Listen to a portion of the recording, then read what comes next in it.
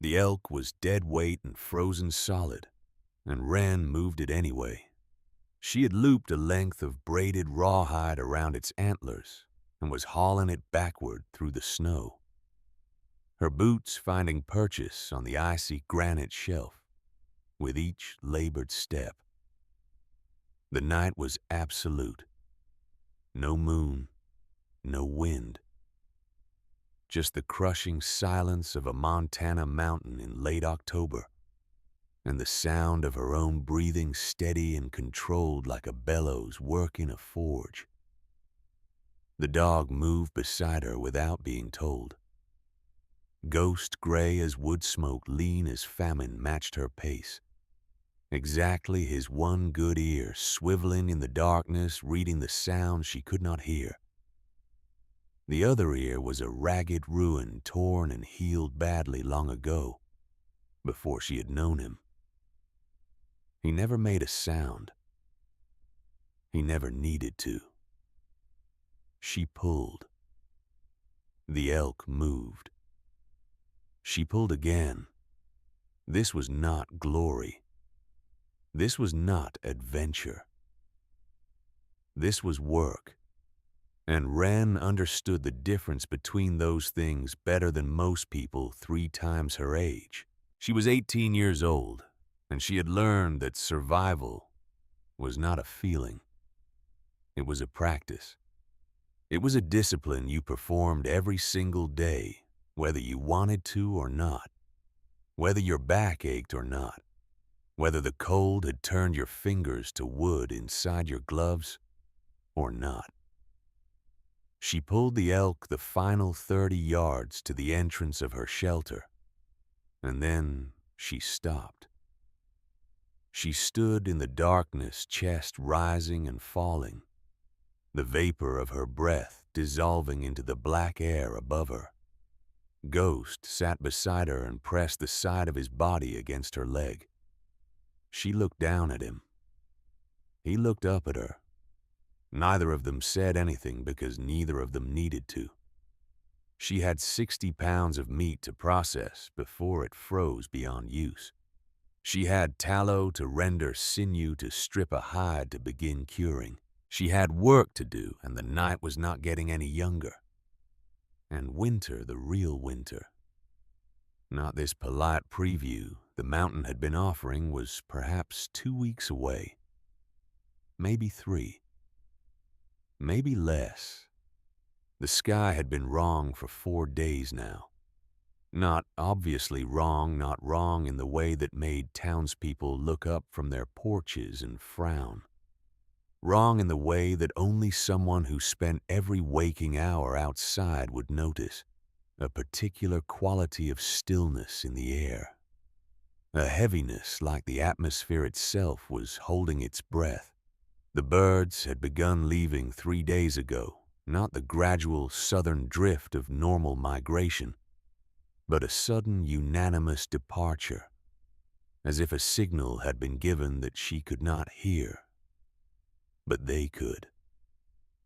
The squirrels had vanished entirely, not slowing down, not becoming selective, vanished.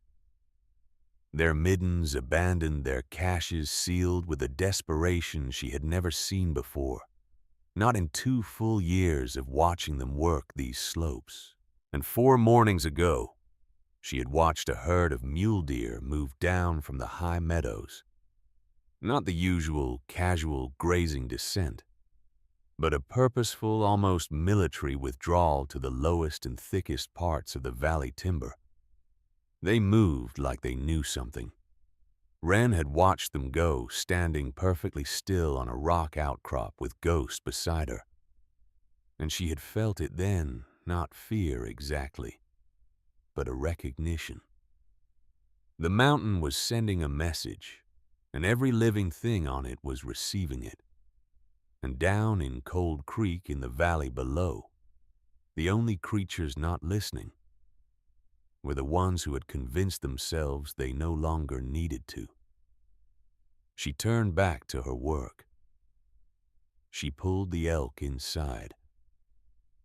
The town of Cold Creek sat in a long, shallow valley at the foot of the Beartooth Range, a collection of perhaps 40 buildings arranged along a single main street that turned to mud in the spring and froze to iron in the winter.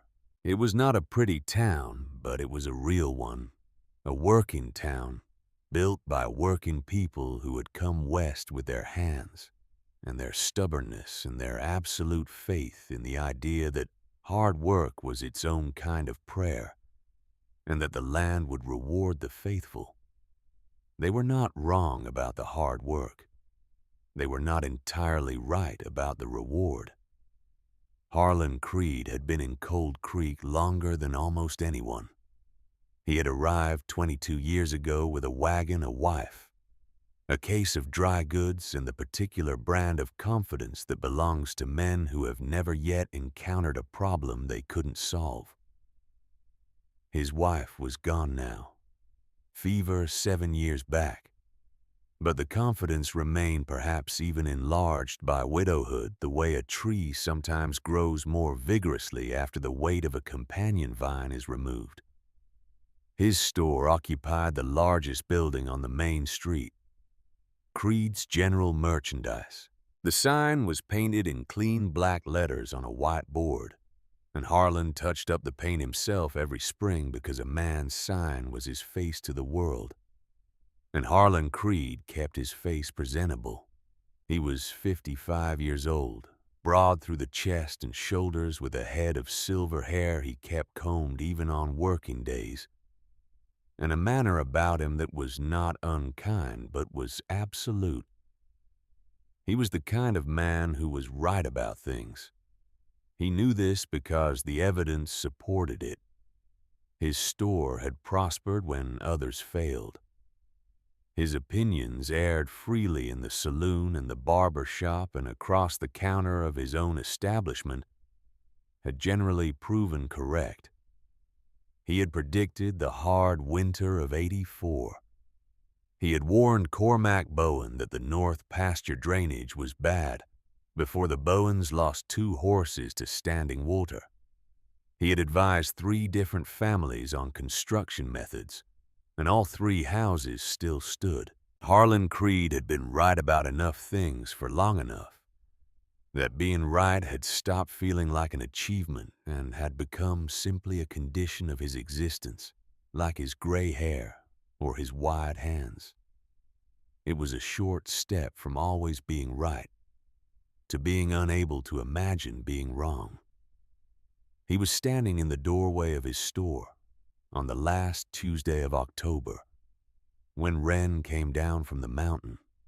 He saw her before she reached the edge of town, a slight figure moving down the switchback trail that most people didn't even know existed, the gray dog a shadow at her heels.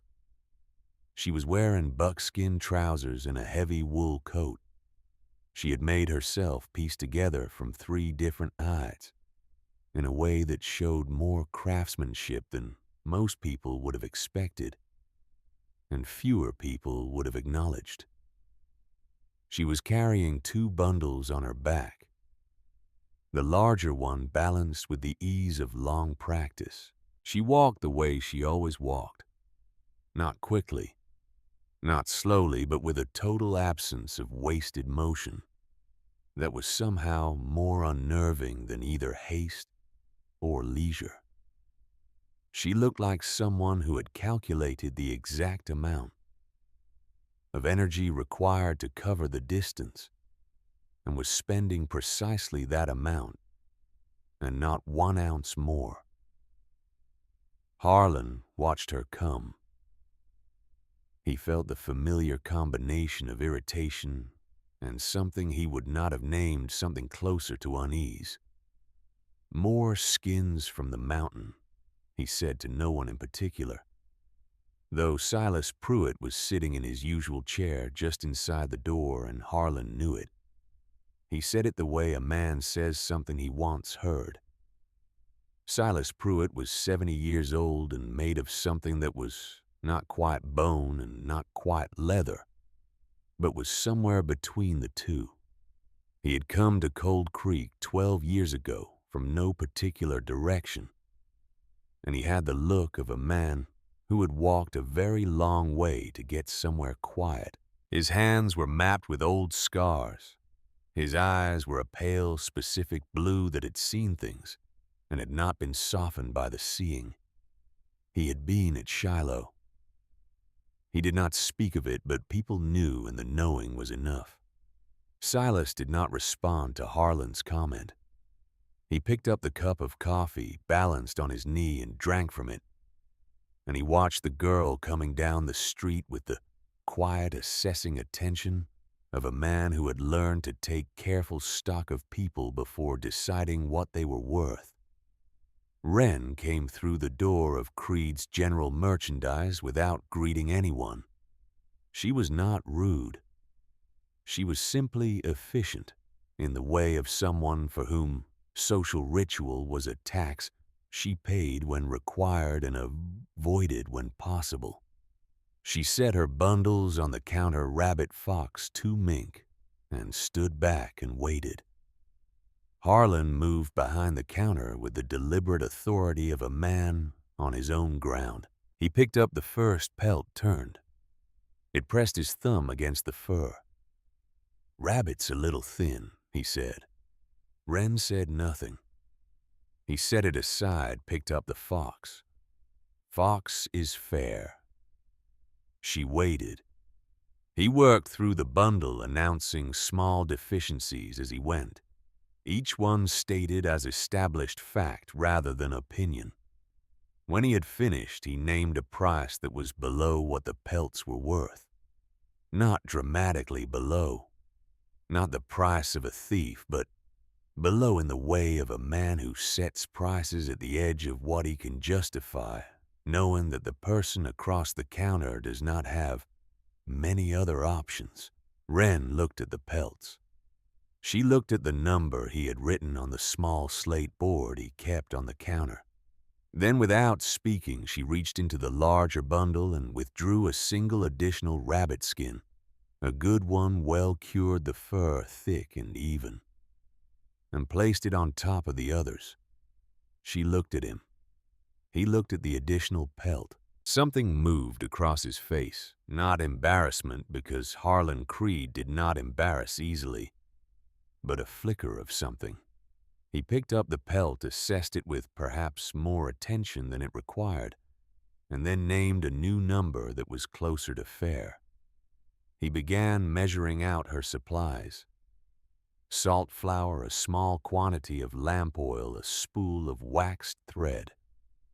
Wren watched each item come out of the shelves with the focused attention of someone who trusted measurements, but verified them anyway. She did not make a production of her verification. She was simply present and careful, the way a surgeon might count instruments, not accusing anyone of carelessness, but not trusting to chance either. The other men in the store, 3 of them, gathered near the stove for warmth and conversation, watched her with the particular combination of contempt and fascination that the self-sufficient tend to attract from the comfortable. One of them, a man named Reeves who ran the livery, made a comment under his breath that earned a quiet laugh from the man beside him. Wren heard it.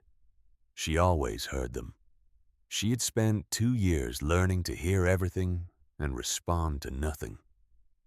She collected her supplies, redistributed the weight in her pack with practiced efficiency, and turned for the door. She was almost through it when Silas Pruitt spoke. He did not speak to her. He spoke to Harlan in the same even unhurried voice he used for everything, a voice that had not raised itself in many years and did not need to. "You know what that girl reminds me of, Harlan?" Harlan, in the act of resettling the pelts behind his counter, made a sound that was not quite a response, but invited continuation. "She reminds me of myself," Silas said, "before Shiloh taught me what I didn't know." The store went quiet, not the quiet of attention.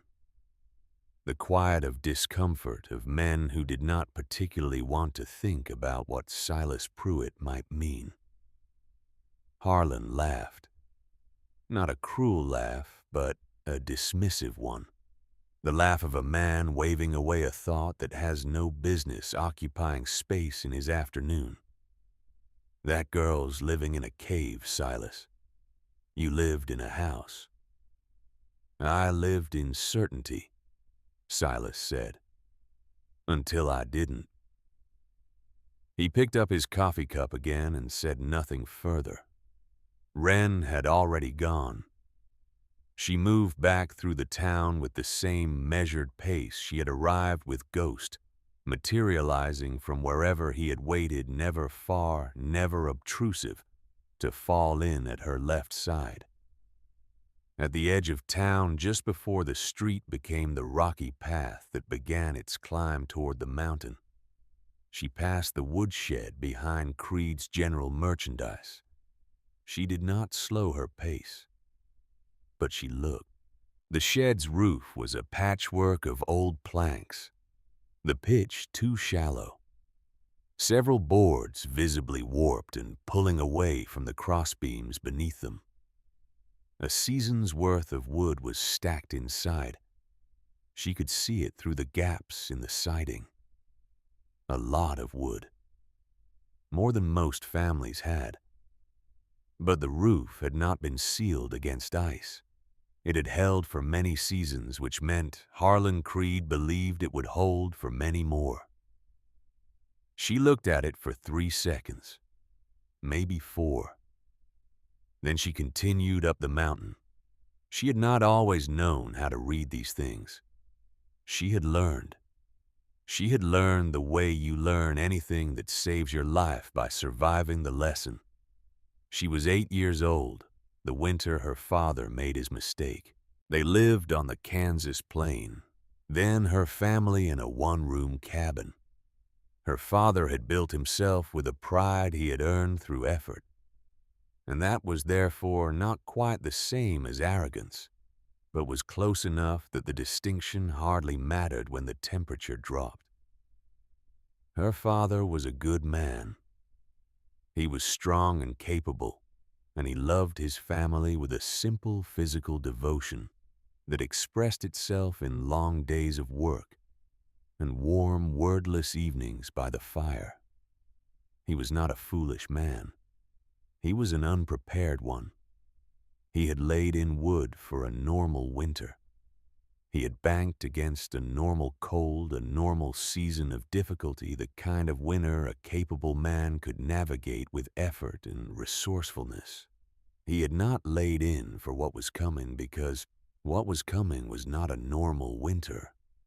It was a different order of thing entirely, but the sky had not told him that. Or rather, the sky had told him, and he had not known how to hear it. The storm came on a Thursday in January. Wren remembered the sound of it before she remembered the cold. A sound she had never heard before, and could not name a deep, sustained howl. That was not wind exactly, but was what wind became when it had gathered enough force to stop being weather and start being intention. The cabin shuddered and groaned. The fire in the hearth guttered and struggled. Her father went out for wood. He said he would be right back. He said it with the confident ease of a man performing a familiar task. He put on his coat and his hat, and he opened the door, and the cold came in like a living thing, slamming past him into the cabin. And then the door closed, and he was gone. He did not come back. Her mother sang. This was the thing Wren remembered most clearly. Her mother sitting with her arms around Wren and her little brother Eli. The 3 of them wrapped in every blanket they owned, and her mother singing the old songs one after another, her voice steady and clear, as if the steadiness of it could hold back what was coming, as if a song could be a wall. It could not. The fire went out sometime in the night. Wren did not know exactly when because she had been sleeping. And then she was awake and the fire was out, and the cold was different now. Not the biting, active cold of a winter night, but something passive and total, a cold that had moved in and settled and intended to stay. Her mother had stopped singing. The cabin was absolutely silent except for the storm outside, which had not stopped. Her mother's arms were still around her. They were cold. In the morning, though, morning only announced itself as a slight change in the quality of darkness, the storm still sealing every crack and gap. Wren was the only one moving. She did not understand it then. She understood it only later, much later, when she was old enough to know the word hypothermia and the biology of what heat does. When a small body is pressed between two larger ones, she had survived because her family had kept her warm with their own bodies until they could no longer keep anything. She had lain there in the wreckage of that warmth for what might have been 2 days or 3. She did not know. She ate the last of the dried venison that was hanging by the door. She melted snow in a cup she held against her chest. She waited. A trapper named Hollis found her. He broke open the frozen door and found her sitting in the corner with her blankets pulled around her and her dead family arranged around her as if they were sleeping. And he picked her up without saying a word and carried her out into the white, blinding aftermath of the storm. And she looked back once at the cabin and did not look back again.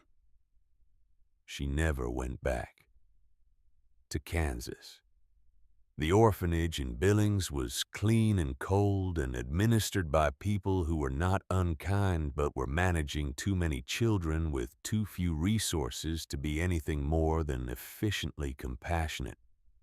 She was given a bed-food education of a practical sort. She was given rules and schedules and the company of other children who had also lost things and were also learning to navigate the distance between what they needed and what was available. She learned to read there.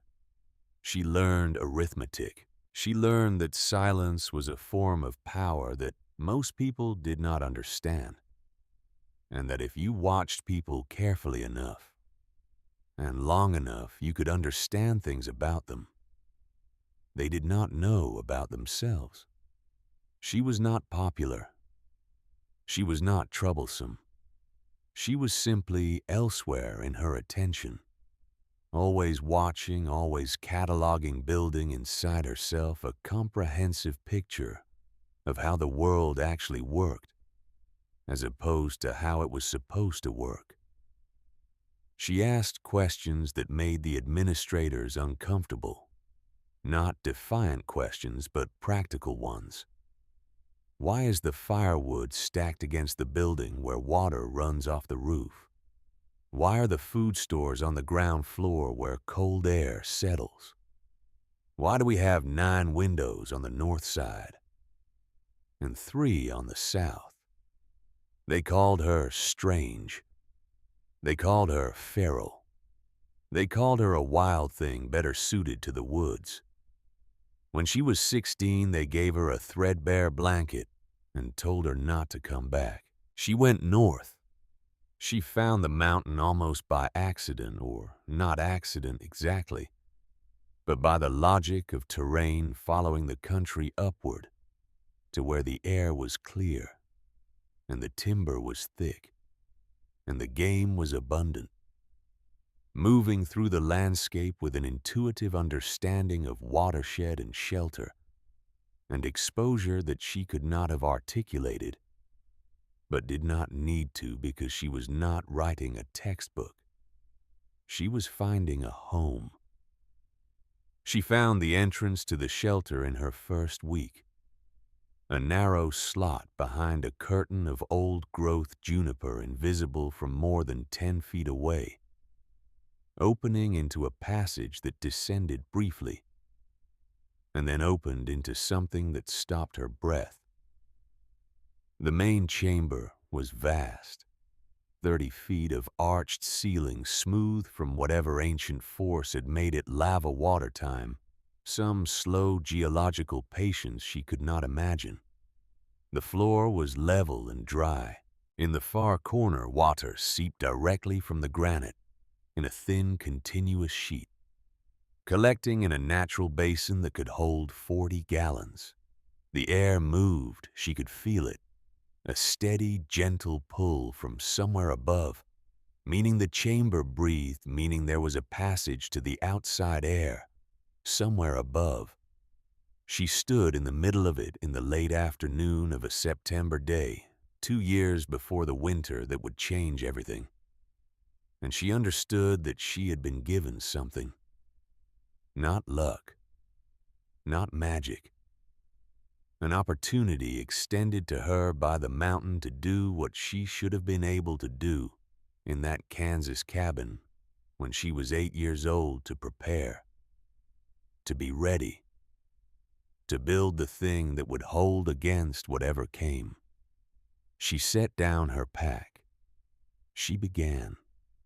The first winter she lived rough, learning the shelter's rhythms and capabilities, mapping its passages and drafts and temperatures at different times of day and different weather conditions. She spent that winter watching and measuring rather than finishing, and it was one of the hardest things she had ever done, the discipline to not rush, to not satisfy the immediate need at the cost of the long-term design. She found the chimney flue by following a draft upward on a cold November morning, her candle flame bending steadily toward a crack in the upper chamber wall. She spent 6 weeks clearing the passage, a narrow, twisting shaft of natural stone, 100 feet of vertical rock, working with a hammer and a hand chisel. She had traded a summer's worth of pelts to obtain. She cleared it inch by inch, testing the draw with smoke at each stage, rebuilding the fire pit 3 times before the flow was clean and complete. And the smoke rose from the mountain's face as invisibly as breath. She built the shelves from stone, flat pieces of schist carefully selected for levelness and weight-bearing capacity, mortared with a clay and grass mixture she had compounded through trial and error over 3 separate attempts. She raised them floor to ceiling on 2 walls of the main chamber, and she began to fill them. This took all of the second year. She ran trap lines through 3 seasons, processing every animal she caught. Not just the pelts, but the meat, the fat, the bones, the sinew. She dried and smoked and rendered and sealed. She gathered in the high meadows during the brief Montana summer. Wild onions, service, berries, dried mushrooms, the seed heads of several grasses she had identified as nutritionally useful. She traded pelts in Cold Creek for salt flour dried beans, lamp oil, a good knife with a 10-inch blade, and a solid birch handle. Every trip to Cold Creek was a transaction. She went in, she traded fairly, she collected what she needed. She left. She did not make friends there, not because she was incapable of it, but because friendship required time and trust and a quality of openness she could not quite access anymore. The part of her that might have given those things freely had been sealed away. Not destroyed, but protected. Put somewhere safe until the world proved it deserved them. The world had not yet proven this. She was filling her 3rd shelf of the 2nd year, stacking sealed leather pouches of flour in a particular arrangement that maximized stability and airflow when she heard Ghost. He did not make a sound. That was the thing she heard, his absence of sound. Where there should have been sound, the stopped breathing of a creature that has gone very still. She turned and found him pressed against the chamber wall, his body rigid, his gaze fixed on the entrance passage with an intensity she had never seen from him. Ghost had been with her for 14 months by then. She had found him, or he had found her. The distinction was never entirely clear in her first spring on the mountain, cornered at the base of a rock wall by two coyotes fighting with a desperate, furious economy that she had recognized immediately as the fighting of a creature that has decided not to give up, even when giving up would be the rational choice. She had driven off the coyotes with a burning branch and a lot of noise. Then she had backed away and sat down in the snow 20 feet from the injured, terrified animal and waited. She had come back the next day with meat and sat in the same spot and waited again. And the day after that. On the 4th day, she found him sitting in the spot where she usually sat, watching the direction she always came from. He took the meat from her hand with teeth as gentle as a dog that had known only kindness. And she looked at him closely for the first time and saw the scar on his left foreleg, a deep encircling wound that had healed wrong, the kind of scar left by a steel-jawed trap. Someone had caught him and he had torn himself free, or been freed or escaped in some way that had cost him something.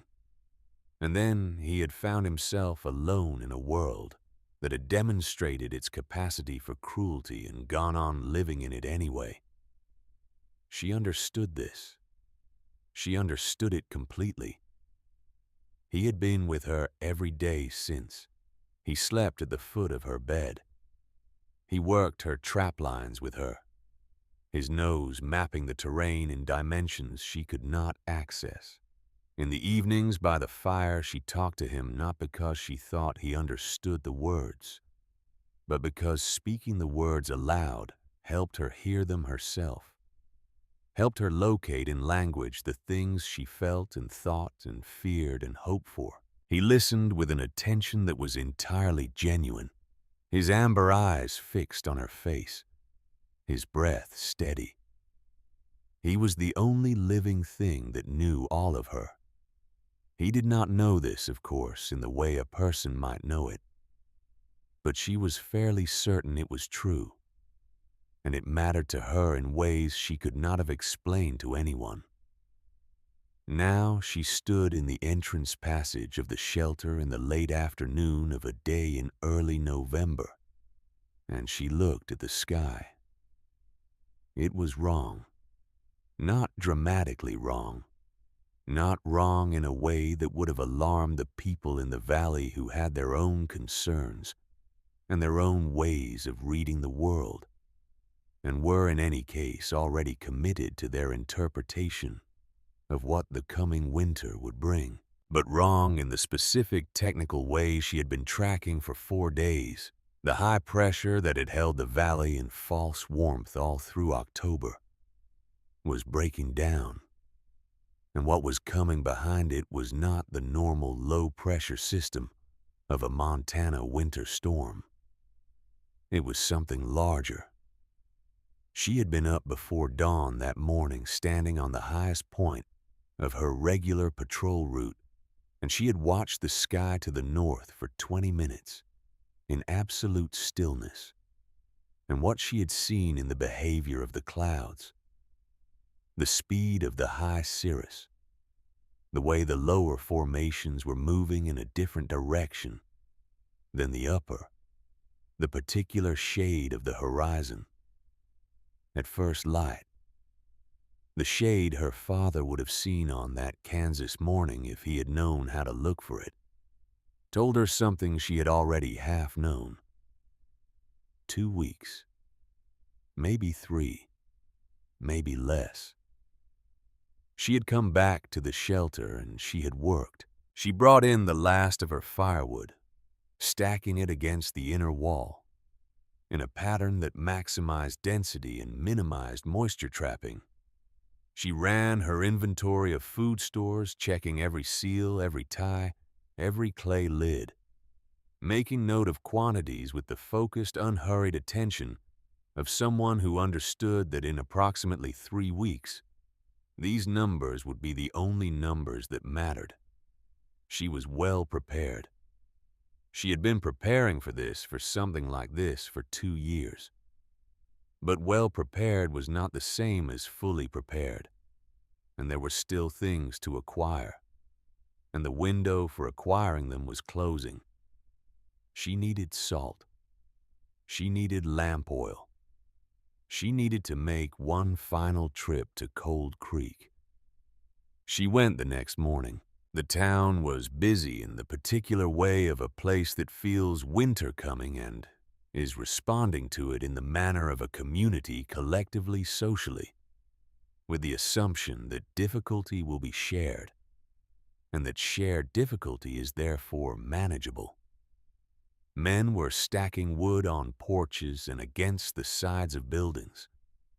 Women were moving preserved goods from root cellars to indoor storage. There was talk and laughter, and the general warm atmosphere of a population that is taking precautions and feels good about taking them. Wren moved through it without participating in it. She was not contemptuous of what she saw. She did not feel superior. She felt something closer to grief, a quiet, specific sadness for people who were preparing adequately for what they expected, and completely inadequately for what was actually coming, and who could not know the difference because they did not have the information, and who could not get the information because they had not spent 2 years learning to read the things that carried it. She went to Creed's general merchandise. She purchased her salt and lamp oil. Harlan moved through the transaction with his customary brisk authority, measuring and pricing with the confidence of a man who has performed an action so many thousands of times that it has become a form of self-expression. She was collecting her goods from the counter when Harlan spoke to the store at large. There were 4 men present, drawn in from the cold, and he addressed the room with the ease of a man accustomed to having an audience. "More provisions from the Stone Girl," he said with a particular warmth in his voice that was somehow worse than direct mockery. "Mountain must be treating her well." He paused for the laugh, which came brief, polite, the laugh of men in the orbit of a man who controls things they need. "I keep expecting to see her come in asking for a room when the real cold hits." Nature has a way of humbling the proud. The men laughed again, a little more genuinely this time. Wren had her pack on her shoulders. She was 3 steps from the door. She stopped. She stood still for a moment that was not quite long enough to be dramatic, and not quite short enough to be insignificant. Then she turned around. She looked at Harlan Creed. Not with anger. Anger would have been a kind of engagement, and she was not engaging. She looked at him the way you look at a measurement you want to verify. Calm, specific, focused on the exact thing she needed to know. "Mr. Creed," she said. Her voice was quiet and even, and the store went still to hear it because she so rarely spoke. "Is your woodshed roof sealed?" The question landed in a silence. Harlan blinked. It was an odd question, a too specific question, a question that had the quality of knowing something he didn't know. It knew. "My woodshed stood 15 years, he said, and his voice had shifted slightly, still confident, but the confidence of a man who has been asked something unexpected and is answering from habit rather than thought. Wren looked at him for one more second. "I hope so," she said. She turned and walked out the door. Behind her, she heard Harlan say something to the room, something dismissive and wry that earned its expected response. She did not catch the words.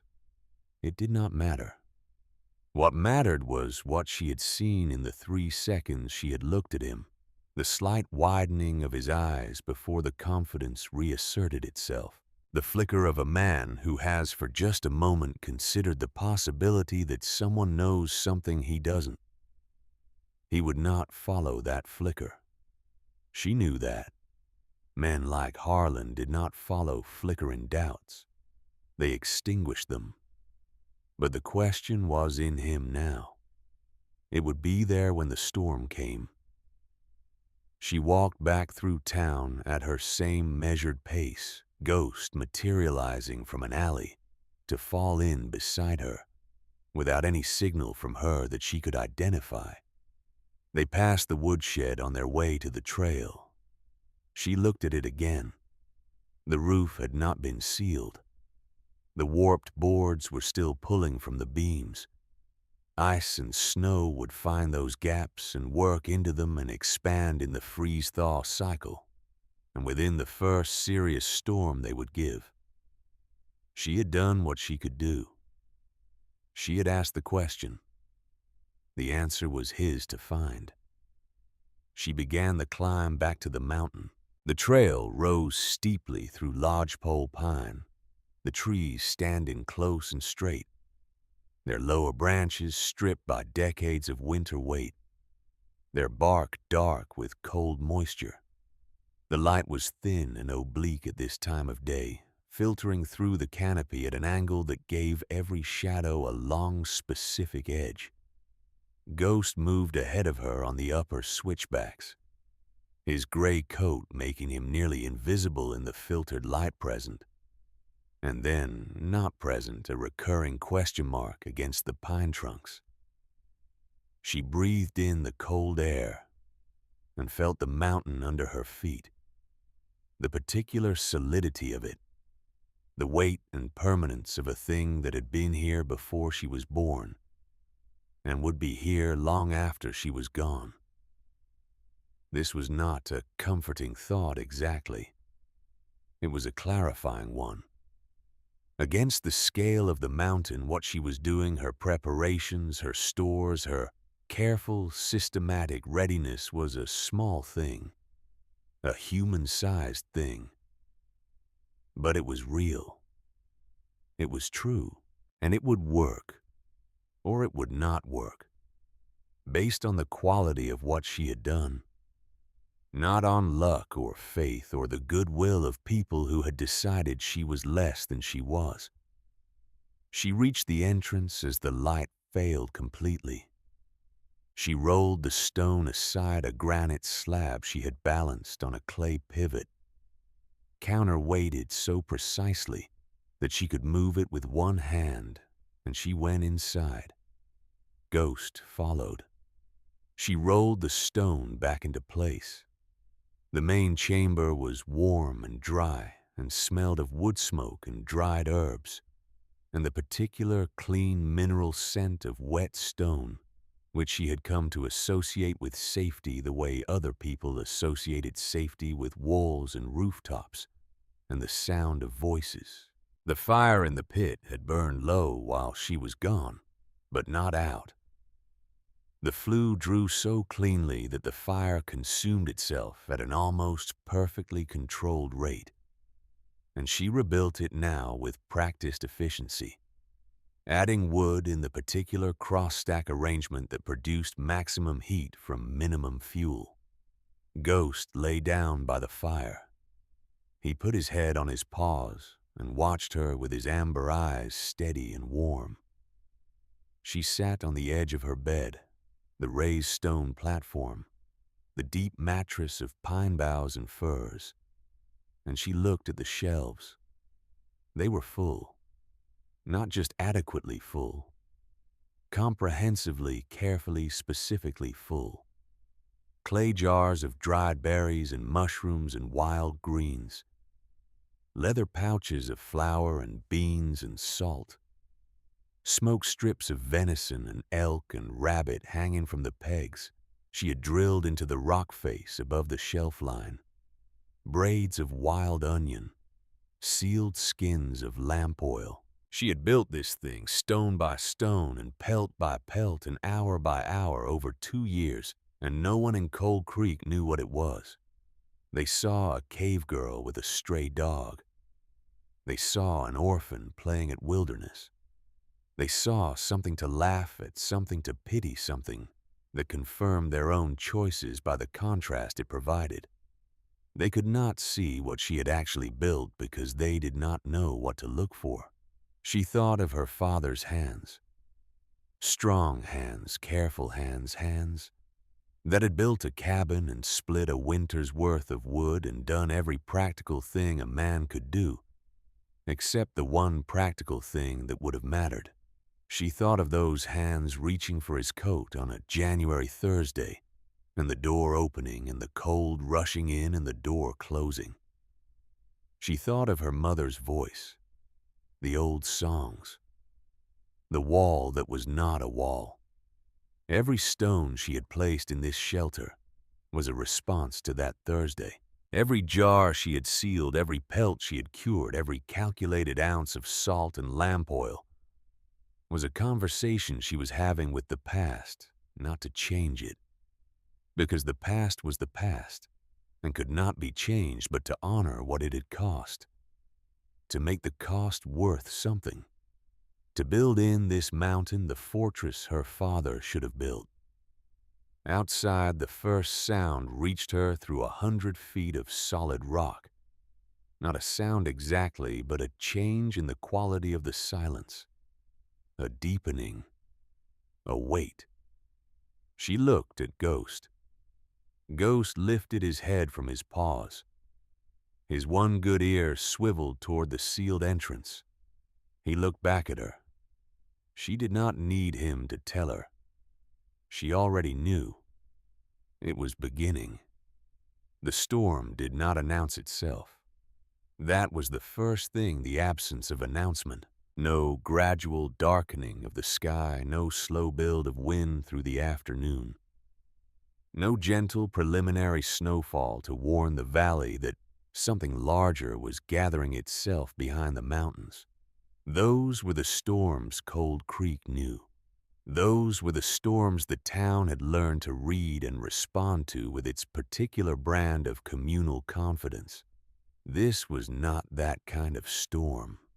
It came in the night between 2 and 3 in the morning when the town was deepest in sleep, and the fires had burned to their lowest, and the darkness was complete. 1 hour the air was still and dry and cold, in the ordinary way of a Montana November night. The next hour, the temperature dropped 17 degrees in 60 minutes, a physical fact that the thermometer on the outside wall of Creed's general merchandise would have recorded if anyone had been awake to read it. And the sky opened. Not with snow, with ice. Freezing rain first, a thin, relentless sheet of it that fell straight down in the windless air and coated every surface it touched with a clear, hard shell. The sound of it was extraordinary. A sustained high-frequency hiss, like something vast and cold breathing through its teeth, blanketing the town in a sound that was almost musical and was entirely merciless. By the time the first families woke to the sound of it against their windows, the ice was already a quarter-inch thick on every roof in Cold Creek, on every wagon, on every fence post and water trough and woodpile that was not under cover, on the roof of Harlan Creed's woodshed. Then the wind came, and inside the mountain Wren slept. Not deeply, she never slept deeply in the way of people who feel safe in the way of crowds and walls and the proximity of other people. She slept in the way of a creature that is always slightly aware, always maintaining some thin thread of contact with the world outside its shelter, processing information, even in rest.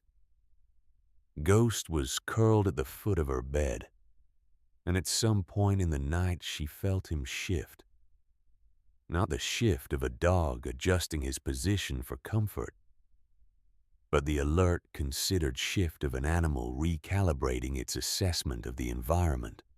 She opened her eyes. The fire had burned down to a steady, deep red bed of coals that threw a low amber light across the ceiling of the main chamber. The air was warm and dry. The flue above the fire pit was drawing cleanly. She could hear its faint, continuous whisper, the sound of air moving through 100 feet of stone. She lay still and listened to what was happening on the other side of the mountain. She could not hear the storm directly. 100 feet of solid granite absorbed sound the way the ocean absorbs a thrown stone, completely without a trace. But she could feel something. A vibration in the rock that was not seismic, not geological, but atmospheric. The pressure differential of a serious weather system, pressing against the mountain's surface, translated through stone into something just at the edge of physical sensation. She had felt it before in smaller storms. She had never felt it this strong. She got up. She added wood to the fire, not for warmth. The chamber was already warm, but for light. She wanted to see her stores clearly. She walked along the shelves with a candle touching each sealed container, each tied pouch, each hanging strip of smoked meat. It was not an inventory check. She had inventoried 3 days ago, and nothing had changed. It was something closer to what a captain does when he walks his ship before a storm. Not to find problems, to confirm readiness, to make the readiness real in his hands and his body, rather than just in his calculations. Everything was where it should be. Everything was sealed and stable and sufficient. She went back to bed. Ghost settled against her feet. She thought of Cold Creek. It was not a warm thought or a generous one in the way of someone who wishes others well from a position of safety. It was a specific technical thought, a running assessment of what each family in that valley was waking up to, and what they had to face it with, and how long what they had would last. She knew the town. She had watched it carefully for 2 years, with the attention of someone who needed information and had no other way to get it. She knew which roofs were sound and which were compromised. She knew whose woodpiles were generous and whose were optimistic. She knew which families had enough food laid by for a 3-week siege, and which had provisioned for 10 days and called it a winter. She knew about Harlan Creed's woodshed roof. She lay in the darkness and the warmth, and she did not feel satisfaction. She felt the particular exhausting sadness of having been right about something you wished you had been wrong about. It was a feeling she knew well. It had been with her since she was 8 years old, lying in a frozen cabin on the Kansas plain, understanding for the first time that the world did not reward optimism with exceptions. Ghost pressed his nose against her ankle. She reached down and put her hand on his head. Outside the mountain, the ice was accumulating. Harlan Creed woke to the sound at 4 a.m. and did not immediately understand what he was hearing. He lay in his bed above the store in the room he had slept in for 22 years, and he listened to the sound on his roof that sustained crystalline hiss, and his first thought was rain. Montana rain in November was unusual. but not impossible. He had seen it before. He had seen it and had noted it as a curiosity and gone back to sleep. He was preparing to go back to sleep when he heard the first crack. It was not a large sound. It was a precise sound. A short, sharp report from somewhere outside, followed immediately by a cascade of smaller sounds. The kind of sounds made by something structural, giving way. He was out of bed and at the window before he had consciously decided to move, and he pressed his face to the cold glass and looked out into the darkness. He could see nothing. The ice on the outside of the glass had rendered it nearly opaque, a frosted white sheet that reduced the world outside to a blur of shapes and shadows. He could feel the cold radiating from the glass against his face. He could hear the ice on his roof shifting a complex grinding sound, the sound of accumulated weight finding new positions. He dressed quickly and went downstairs to check the store's temperature, and found it cold enough to see his breath colder than it should have been, with the stove banked for the night. He built up the fire in the stove and stood beside it, with his hands out, and listened to the building around him, the deep wooden groans of a structure under load, the ticking of ice contracting and expanding in the joints of the walls. It was not until first light, a pale, flat light that came through the frosted windows without warmth, that he was able to see what had happened outside. The roof of his woodshed had given way. Not completely, not all at once, but the middle section, the older section, the section where 3 boards had been pulling away from the crossbeams since summer, and he had noted the problem and assessed it as manageable, and moved on to other concerns had collapsed under the weight of the ice. It had collapsed inward, driving a section of the roof boards down into the woodpile and scattering the top rows of split logs across the shed floor.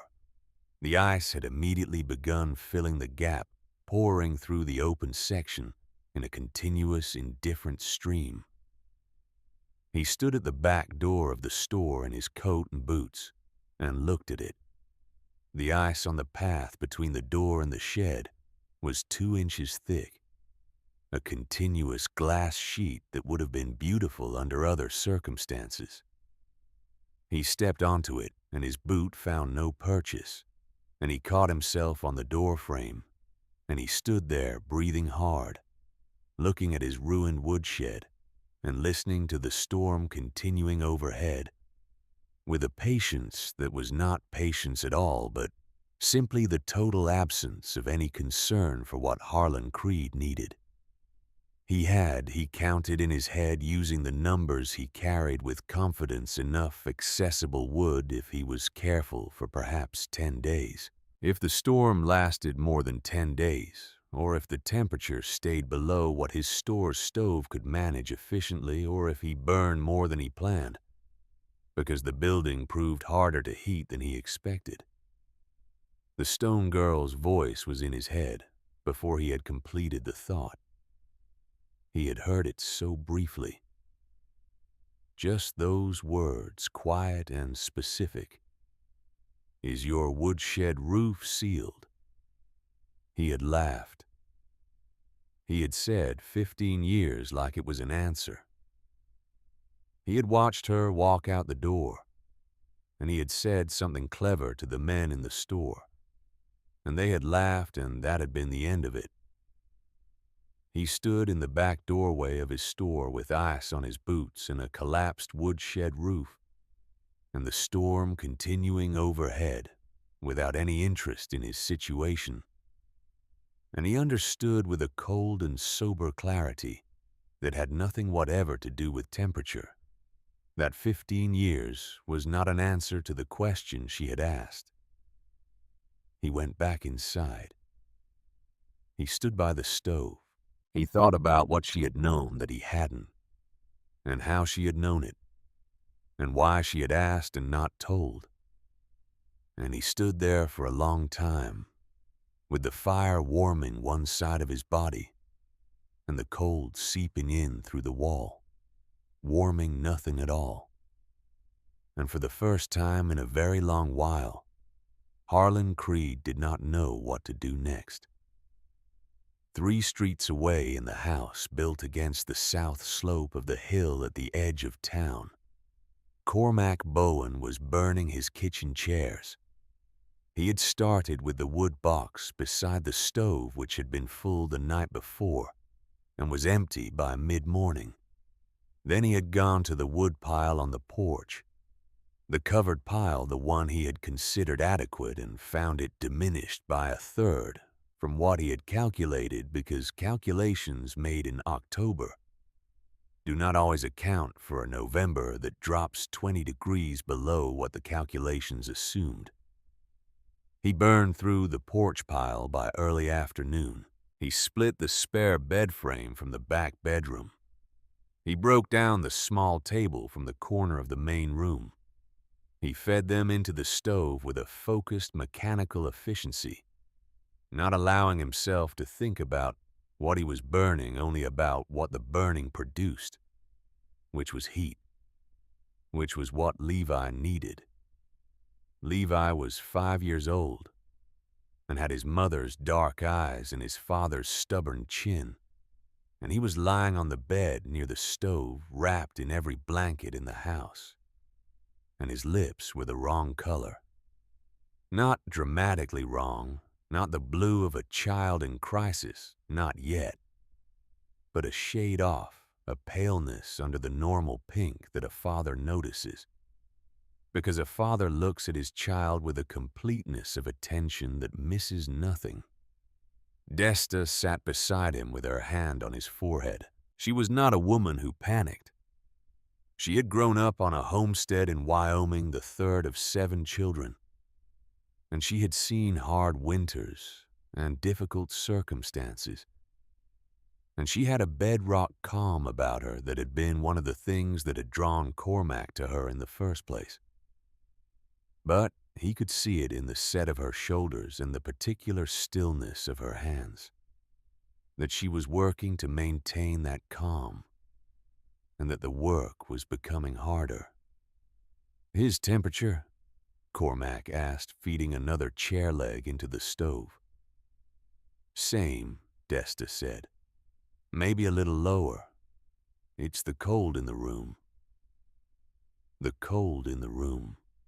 He looked at his thermometer. He had one mounted on the interior wall, a purchase he had made when Levi was born, because fathers of young children think of these things, and it read 41 degrees inside. He had a good stove. He was burning furniture. The room was 41 degrees. He turned away from the thermometer and went to the window. The storm outside had not paused or shifted, or shown any sign of the kind of relenting that storms were supposed to do after they made their point. It was simply continuing. The wind had come up in the afternoon, not the howling, dramatic wind of a lesser storm, but a steady, purposeful wind that drove the ice crystals horizontally and reduced visibility to 20 feet and made the temperature on exposed skin feel like something that existed outside the ordinary vocabulary of cold. The street outside was not a street anymore. It was a glazed, featureless landscape of white and gray, the buildings visible only as dark shapes at the edges of his limited field of vision, the spaces between them filled with driven ice and an almost total absence of anything moving. He stood at the window and he thought. He was a practical man. He was not imaginative in the literary sense. He did not tell stories or theorize or speculate, but he was creative in the way of craftsmen, in the way of people who look at a problem and see through to its essential requirements and then find the most direct path between where they are and where they need to be. He knew what he needed. He needed heat. He needed more fuel than he had. He needed his sun to stop getting colder. He had 3 chairs left. And then he had the table. And then the spare doors from the addition he had built 2 summers ago and had stacked behind the house, meaning to use them eventually. He ran the calculation, and the calculation came out wrong. He put his hand in his coat pocket out of habit. He had a habit of reaching for his pocket knife when he was thinking a physical anchor for his thoughts. And his fingers found not the knife but a piece of folded paper. He had forgotten it was there. He pulled it out and unfolded it and looked at it in the window's pale, ice-filtered light. It was his own handwriting. He recognized it immediately. The slightly cramped, left-leaning script of a man who had learned to write later than most and had never entirely made peace with a pen. Ask her how she stores for winter. He stood very still. He remembered writing it. Last October, a full year ago, he had been on the north side of his property, splitting wood, and he had watched Wren come down the mountain trail with a load that was larger than he would have thought one person could carry. And he had watched her move under that load with the particular considered efficiency of someone who had done this calculation many times and had arrived at the exact balance point between maximum load and sustainable pace. And he had thought, she knows something I don't, and he had taken out his pocket notebook and written the note and torn it out and put it in his coat pocket, meaning to go to the store the next time she came in and ask her plainly and directly how she approached winter preparation, because there was clearly a method there that was not his method, and he was a man who recognized better methods when he saw them. He had not gone. He had not gone because by the time the next week came, and the week after that, the note had slid to the bottom of his pocket and been covered by other things, and the question had faded, and honestly, there was also the matter of asking. Asking a question required acknowledging ignorance, and acknowledging ignorance to the girl everyone called the Stone Girl. The orphan who lived in a hole in the mountain required a particular quality of humility that he had found when it came to it harder to access than he would have expected from himself. He had not asked. He had put the note in a coat he wore through the fall, and apparently had not emptied since. He stood at the window with the note in his hand, and his son's wrong-colored lips in his peripheral vision, and the storm continuing outside with its total indifference. And he felt something he had not felt in a long time. Not shame exactly, because shame required an audience, and there was no audience here but himself. Something quieter and more corrosive than shame. The grief of a good man who had not been good enough at the moment that mattered. He folded the note and put it back in his pocket. He stood up straight. "Desta," he said. She looked at him. "I need to tell you something," he said. "And then I need to ask you what you think." She looked at him the way she always looked at him when he said something like that, fully, without reservation. The look of a woman who had decided a long time ago that her husband was worth listening to, and had never found cause to revise that decision. He told her about the note. Desta said, "The Stone Girl, she's up there." She said it without drama, without the quality of a revelation. In the same straightforward voice she used to say, "The well needs priming or the north fence needs a new post." a statement of relevant fact offered for consideration. Cormac said, "If she's not frozen solid herself, she's not." Desta said, "Absolute, no hedging." He looked at her. "You've watched her the same as I have," Desta said. "You wrote the note. You know what that means." She looked toward the window, toward the storm. She prepared for this. Whatever this is, she prepared for it. Cormac was quiet. He was running the calculation again, not the fuel calculation this time, but a different one, a harder one. The distance from here to the mountain, the condition of the trail, the wind speed, the ice on every surface between him and there. Against those facts, Levi's lips, the thermometer reading 41. The 3 remaining chairs. He stood up. He put on his coat. He went to the door and opened it, and the cold came in like a fist. And he stood in the doorway and assessed the street outside with the careful, methodical attention of a man who has decided to do something and is now determining how. "I'll need help," he said. Getting Harlan Creed out of his store was easier than Cormac expected, which told him something about what kind of night Harlan had been having. The man came to the door when Cormac knocked, not quickly, because nothing was quick in the cold and the ice. And he looked at Cormac with eyes that were tired and stripped of their usual authority. And when Cormac explained what he was thinking, Harlan did not bluster. He did not make the speech. Cormac had prepared himself for the speech about foolishness and weather sense and the girl in her cave.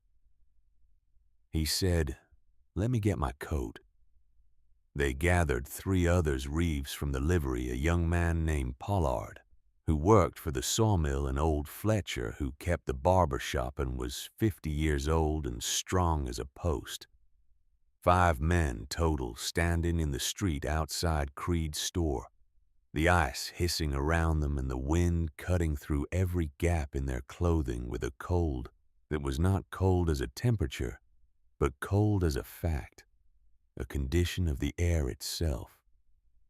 They looked up the mountain. The trail was invisible. The mountain was a white shape against a white sky, its edges blurred by driven ice, its landmarks erased. "We don't know where we're going," Reeves said. Not a complaint, a statement. "Up," Cormac said. "We know the general direction. That's enough to start." They started. The first 100 yards from the edge of town were the worst. The street itself was a skating rink, 2 inches of continuous ice, unbroken by any texture, offering no purchase. They moved in a shuffling arm-length line, helping each other maintain balance, making progress in a series of short, careful increments. Harlan fell twice. The second time he went down hard on his knee, and Cormac reached down and took his arm without a word and pulled him to his feet, and they continued. At the base of the mountain trail, the ice gave way to snow knee-deep. At first, then waist-deep in the drifts that had accumulated in the wind shadow of the rock face. Moving through it was not walking. It was a kind of sustained, exhausting wrestling, with a substance that offered resistance in every direction, and no assistance in any. Cormac broke trail at the front, lifting his legs high with each step, packing the snow as he went to give the men behind him a slightly easier path. The wind was worst on the exposed face of the lower switchbacks. It did not gust. It simply blew continuously and without variation, a steady force that hit them from the left and required constant muscular resistance to stay upright. Pollard, the youngest and lightest, was staggered by it twice. Cormac caught his arm the second time and kept hold of it. Harlan was breathing hard. He was not a man accustomed to this kind of exertion. His life was a life of commerce, of standing behind counters and moving through warm interiors, of the kind of physical activity that keeps a man functional, but does not tax him. His chest was working, and his face was a color that Cormac did not love, a deep, congested red beneath the ice that had formed on his beard and eyebrows. He did not complain. He did not ask to stop. He put one foot in front of the other with a grim, deliberate stubbornness that was perhaps the finest thing Cormac had ever seen from him. And it occurred to Cormac, watching him from the corner of his eye as they climbed, that there was a man in there, behind the authority and the dismissiveness. A real man, a stubborn and enduring man, who had perhaps been buried under 22 years of being right about things. They were past the first switchback and beginning the long traverse toward the upper approach when Harlan fell again. This time he could not get up by himself. His knee had given, or his strength had given, or both. Together he went down into the snow on his hands and knees, and he stayed there breathing in heavy, ragged pulls, his head hanging the ice crystals accumulating on the back of his coat. The men stopped around him. Cormac stepped back down the trail to where Harlan knelt. He reached down and took Harlan's arm, both hands a solid grip just above the elbow, and pulled steadily and without hurry until Harlan found his feet. He held the arm for a moment to make sure the man was stable. Then he let go. Harlan looked at him. His eyes were raw, not with emotion exactly, but with a quality of exposure, as if several layers of the usual Harlan creed had been stripped away by the cold and the effort and the falling, and what was underneath was something older and simpler and more honest. He did not say anything. Neither did Cormac. They turned and continued up the mountain. They had been climbing for an hour and a half of uninterrupted effort that had used up reserves Cormac hadn't known he was drawing on when Reeves at the back of the line said, "Stop." They stopped. In the storm, in the white and gray and driven ice, a shape was moving. It materialized from the swirling snow at a distance of perhaps 30 feet. A gray shape, low and fast, moving through the drifts with an ease that made their own laborious progress seem almost comical. It came toward them and then stopped. Ghost. The dog stood 10 feet away and looked at them. His one good ear was up, his amber eyes steady through the blowing ice. His gray coat painted white along the windward side. He was not afraid of them. He assessed them the way his person assessed things, carefully, without expression, for exactly as long as necessary. Then he turned and looked up the mountain. He looked back at them. He took 3 steps up the trail and stopped. "He wants us to follow," Pollard said. No one replied because it was obvious and because they were already moving. Ghost led them up through the final switchback and across the traverse and up the steep, boulder-strewn face of the upper approach with a certainty that made Cormac's chest ache. The sight of something moving with complete confidence through conditions that were barely survivable for them, leading them forward through a storm that had erased every landmark, every reference point, every way of knowing where you were or where you were going. He brought them to a wall of rock. Just a wall. Stone and ice and a heavy curtain of frozen juniper branches that draped across the rock face like a veil. A dead end. Cormac stared at it and felt the first true wave of despair. Not the manageable despair of difficulty, but the real thing. The kind that comes when you have used everything you have and arrived at nothing. And then the wall moved. A section of it, what he had taken for solid rock, shifted, rolled. A stone perfectly fitted, counterbalanced and moving on a pivot, rolling aside to reveal a dark opening from which came something so unexpected that Cormac actually stopped breathing for a moment. Warmth. Real warmth. Not the relative warmth of a building that is slightly less cold than outside, but genuine wood-fire warmth. The kind that reaches into you and touches the places the cold has been occupying, and begins immediately and completely to fill them. And light. Firelight amber and steady, spilling out of the opening and catching the ice crystals in the air, and turning them briefly golden. She stood in the opening. Wren. She was not what any of them had prepared themselves to see, and what they had prepared themselves to see was not much a half-frozen girl in a dark hole, perhaps.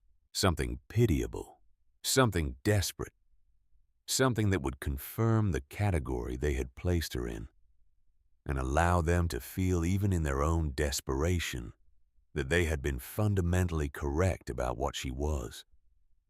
She was not that. She was wearing a heavy fur cloak over her buckskin work clothes, and she was holding a pine torch that burned clean and steady. And she was standing in the entrance to her shelter, with the absolute unhurried composure of someone who has been expecting company and has been ready for it for some time. Not smug, there was nothing triumphant in her face, nothing that said, "I told you so," or "look at you now." She was past that. She had been past that before they arrived. She looked at them the way she looked at everything specific, clear, taking stock. Her eyes moved across the five of them with a quick, professional assessment. Their condition, their injuries, their immediate needs, their capacity to follow instruction. She took in Harlan's compromised knee, Pollard's ice-covered face, Cormac's controlled but evident exhaustion. She registered all of it in approximately 3 seconds.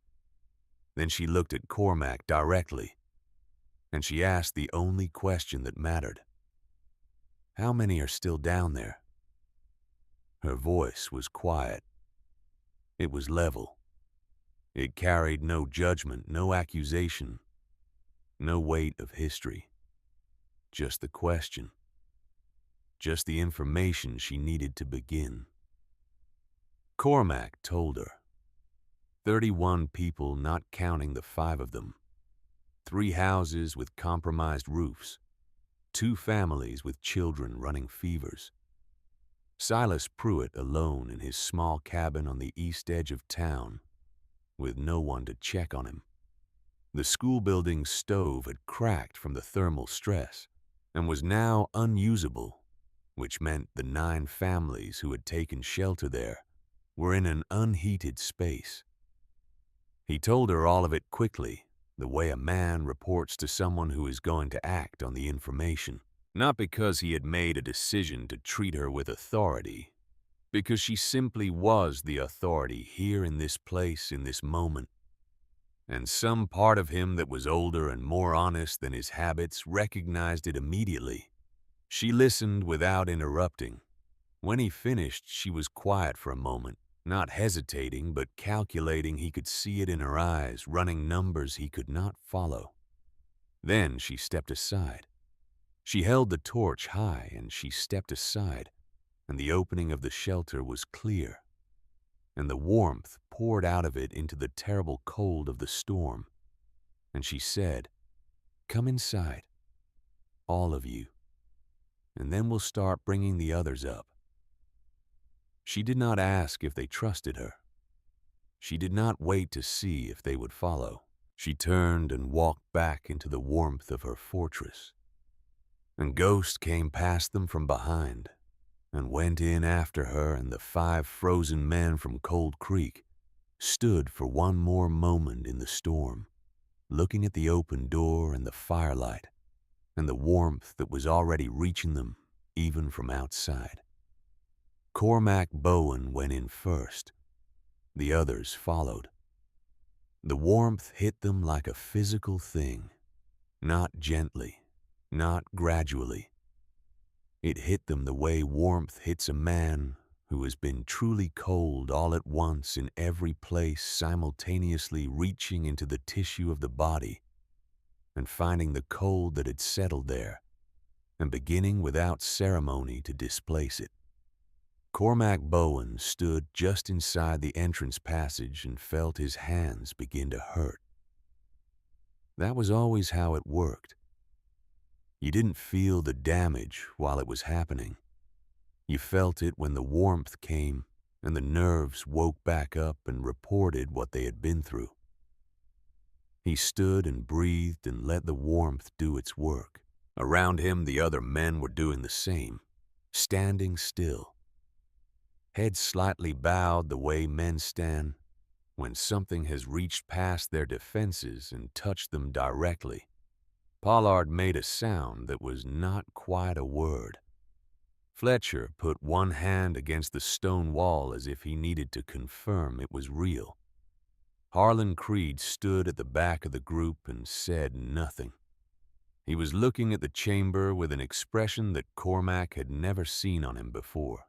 Not the polished, authoritative attention of a man assessing something for its commercial value, but something stripped and open, the expression of a person encountering a fact that will not fit into any category he already has.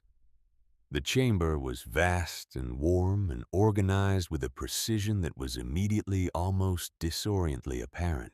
The firelight caught the shelves first, 2 full walls of them floor to ceiling, packed with sealed containers and hanging provisions, in an arrangement that spoke not of hoarding, but of system of someone who had thought carefully about sequence and access and preservation, and had built accordingly. The air smelled of wood smoke and dried herbs, and the mineral cold of wet stone. And underneath those things, something else, the smell of sufficiency, of a place that has enough. Ghost moved through them to the fire pit and lay down. He put his head on his paws and watched the men with calm, proprietary amber eyes, neither threatening nor welcoming them, simply noting their presence and returning to his own rest. He had done his part. Wren was already working. She moved to the fire pit and added wood with the practiced efficiency of someone performing a known calculation. This much fuel, this much heat for this many bodies for this duration. She filled a large iron pot from the stone basin in the far corner and hung it over the fire. From a sealed leather pouch, she measured dried venison and crushed wild onion, and a careful portion of salt, and she added them to the pot, and she stirred it once and left it. She turned to the men. "Sit down," she said, "close to the fire, but not too close. Let the warmth come to you. Don't go toward it." They sat. She brought blankets, heavy ones, buffalo fur, lined with deer hide, smelling of smoke and animal and the particular clean scent of something well cured. She handed one to each man without comment, and she crouched in front of Harlan and looked at his knee without touching it. "Can you put weight on it?" "Yes," he said. "Does it grind when you flex it?" A pause. "No." "Then it's bruised, not broken. Keep it straight for now." She stood up. "You'll be able to walk when you need to." She said it as a statement of fact, not as reassurance, and somehow that made it more reassuring than reassurance would have been. She checked Pollard's face for frostbite, quick, methodical, tilting his chin to examine the white patches on his cheekbones with the detached focus of someone who has learned field medicine from necessity. "Don't rub those," she said. "Don't warm them fast. The heat from the room will do it. Just sit still." She checked the others the same way. Thorough. Quick. Completely unsentimental in the best possible sense, not cold but unencumbered by drama focused entirely on the actual condition of the actual person in front of her. Then she went to the pot and stirred it again and tasted it and added a small quantity of dried mushroom from a jar on the lower shelf. And she said without turning around, "Tell me the layout. Which buildings are compromised? Where the children are? What fuel they have left." Cormac told her again in more detail this time because she was asking different questions than she had at the door. Not how many, but where exactly. Which families, what condition, what resources. She listened with her back to him, stirring the pot, and he could see from the set of her shoulders that she was building something in her mind. A map, a sequence, a plan. When he finished, she was quiet for 30 seconds. He counted. Then she turned around. "We'll bring them up in groups," she said. 4 trips, maybe 5. The children and the sick first, then the elderly, then the rest. Ghost will go with each group to lead them back. He knows the path. She looked at Cormac. "Can you do a second trip after you've warmed?" "Yes," Cormac said without hesitation. "3 of you," she said, looking at Reeves and Fletcher as well. "Pollard stays here. His face isn't safe to go back in that cold yet." Pollard looked briefly as if he might object. He didn't. "Eat first," she said. "All of you, the soup's ready." The first group came up an hour later. Ghost led them, Cormac and Reeves breaking trail ahead of him. The group strung out behind in a shuffling link chain of exhausted people. Desta was there, carrying Levi wrapped against her chest, inside her coat. The boy's face visible only as a pale oval against her collarbone. 3 other mothers with young children. The Whitmore family whose roof had partially collapsed. Mother, father, 4 children ranging from 2 to 14, the father carrying the youngest on his back with a strap he had improvised from a horse halter. Wren was at the entrance when they arrived. She did not greet them with words. She simply opened the door wider and stood aside and let them in, touching each child briefly. As they passed a hand on a forehead, 2 fingers on a wrist. The quick, vital signs assessment of someone who needs to know immediately who requires the most attention. Levi she held for a moment after Desta relinquished him. She felt his temperature, his pulse, the quality of his breathing. Then she handed him back and said, "He'll be fine. Get him near the fire. Not too close." Desta looked at her.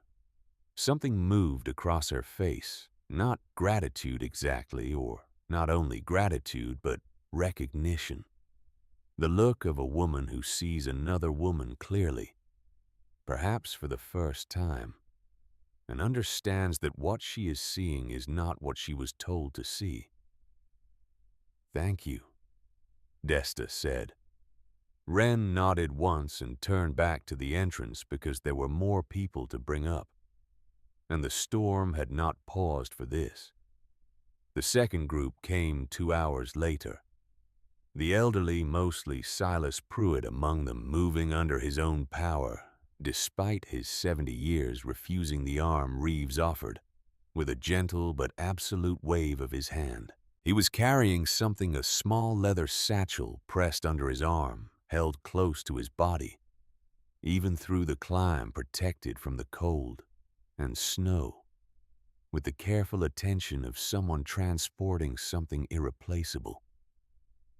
He came through the entrance and stood in the main chamber, and looked around it with his pale blue eyes moving slowly, taking in the shelves and the fire and the organized provisions and the careful, intelligent architecture of the space.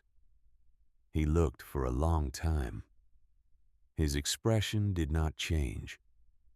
Then he found Wren across the chamber, and he looked at her the way he had looked at the room, carefully, specifically with the full attention of a man who has learned not to waste that attention on things unworthy of it. He walked to her.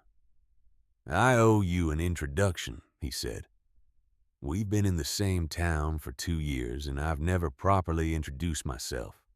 Silas Pruitt." "I know who you are," Wren said. "I know you know," he said. "I'm introducing myself anyway, because it matters." She looked at him for a moment. Then she said, "Wren." "I know," he said. He held out his hand, and she shook it. A real handshake, firm and brief, the handshake of two people meeting for the first time on equal terms. He set his satchel down on the bench she indicated, and he sat, and he held his hands toward the fire, and he was quiet for a while. Around him, the chamber had become something he could only have described as an ark. 20 people now arranged in the warm space, with the unconscious organization of people settling into a temporary home. The children were near the fire. The mothers were with the children. The men were toward the walls, giving space. Old Mrs. Whitmore had fallen asleep against a rolled buffalo hide, her mouth slightly open, her chest rising and falling with the slow, deep rhythm of someone finally warm enough to rest. After a while, when he had warmed and the satchel had been sitting beside him, unopened, Silas reached down and unbuckled it. He took out a small leather-bound notebook. The cover was dark with age and handling the edges worn soft. He held it in both hands for a moment, and then he looked across the chamber to where Wren was moving between the groups of people, checking, adjusting, distributing food and blankets, and the quiet, specific attention that the situation required. He waited until she came near. "I want to show you something," he said. She sat down across from him, and he opened the notebook. The pages were covered in a careful, small handwriting, the handwriting of a man who had learned early that paper was a limited resource and had never forgotten the lesson. Diagrams in the margins, weather notations, temperature records stretching back years annotated with observations that were precise and specific in the way of someone who had been watching carefully for a long time. "February of 1873, Silas said. He turned to a page near the middle of the notebook. "A storm came through the Yellowstone Valley. Not this valley, but the next one north. I was living up there then." He looked at the page, not at her. "I saw it coming 3 days before it arrived. The same signs you probably saw. The birds, the deer, the color of the sky." He turned the page. "I told the settlement, 7 families. I told them what I thought was coming and what I thought they needed to do." He stopped. Wren waited. "They thanked me for my concern," he said, and went back to their business. The fire crackled. Somewhere across the chamber, a child made a small sleeping sound. "I survived," Silas said, "on a hillside, alone." In a shelter I dug myself. He closed the notebook. 11 people did not. He looked at her then for the first time in the telling of it. I have carried that for 53 years, he said. The knowing and the not being heard. The being right about something you would have given anything to be wrong about. He held the notebook toward her. I thought you should know you're not the only one. That it's not a defect in you. That some people see what others don't, and the world doesn't thank them for it. And they carry it anyway. Wren looked at the notebook in his extended hand. She looked at his face, the old face weathered past the point where faces tell you much about their owners. Except that this one told her something. It told her that the man behind it had lived a long time with a weight she recognized. She reached out and took the notebook. She held it carefully, the way you hold something that belongs to someone else aware of its value to its owner. She opened it to the February 1873 entry and read it. She read slowly, taking in the observations, the dates, the careful marginal notes about pressure and temperature and animal behavior. She read the final entry brief written in a slightly different hand, as if the writer had been very cold or very tired or both. That recorded simply storm ended. 4 days, 11 lost. I was heard by no one. She closed the notebook and handed it back. I built mine from guilt, Silas said quietly. The shelter I made. I built it because I couldn't save them, and I needed to do something with that. Something physical. He looked around the chamber. But this... He stopped. He looked back at her. You built this from something else. I built it for my family, Wren said. It came out simply without the quality of a confession. Just a fact she was stating. I know, Silas said. That's what I mean. He put the notebook back in the satchel. I built mine from guilt. You built yours from love. That's why it's better. The word landed in the warm air of the chamber and stayed there. Wren did not respond immediately. She looked at the fire for a moment and something moved in her face, not breaking, nothing so dramatic as that, but a shifting, a slight rearrangement of the things she kept carefully arranged. Ghost from across the room lifted his head and looked at her. She looked back at him. Then she stood up because there were still people to bring up from the valley, and the storm was still going, and feeling things would have to wait until there was time for it. By the time the fourth group arrived, there were 31 people in the main chamber, and the 2 smaller chambers beyond it. The space held them, not comfortably, not in the way of a town hall with chairs and a potbelly stove, but adequately. The chambers were large enough, and the ventilation from the flue was sufficient, and the fire carefully managed by Wren through each hour of the night maintained a temperature that was warm enough for survival and warm enough eventually for sleep. People arranged themselves as people do when circumstances strip away the usual organizing principles of social life, not by status or wealth or the particular hierarchies of a small frontier town, but by practical need. Children near the center and the fire, adults around the perimeter, the sick and elderly in the most sheltered positions. Wren moved through it all with the same focused, unhurried competence.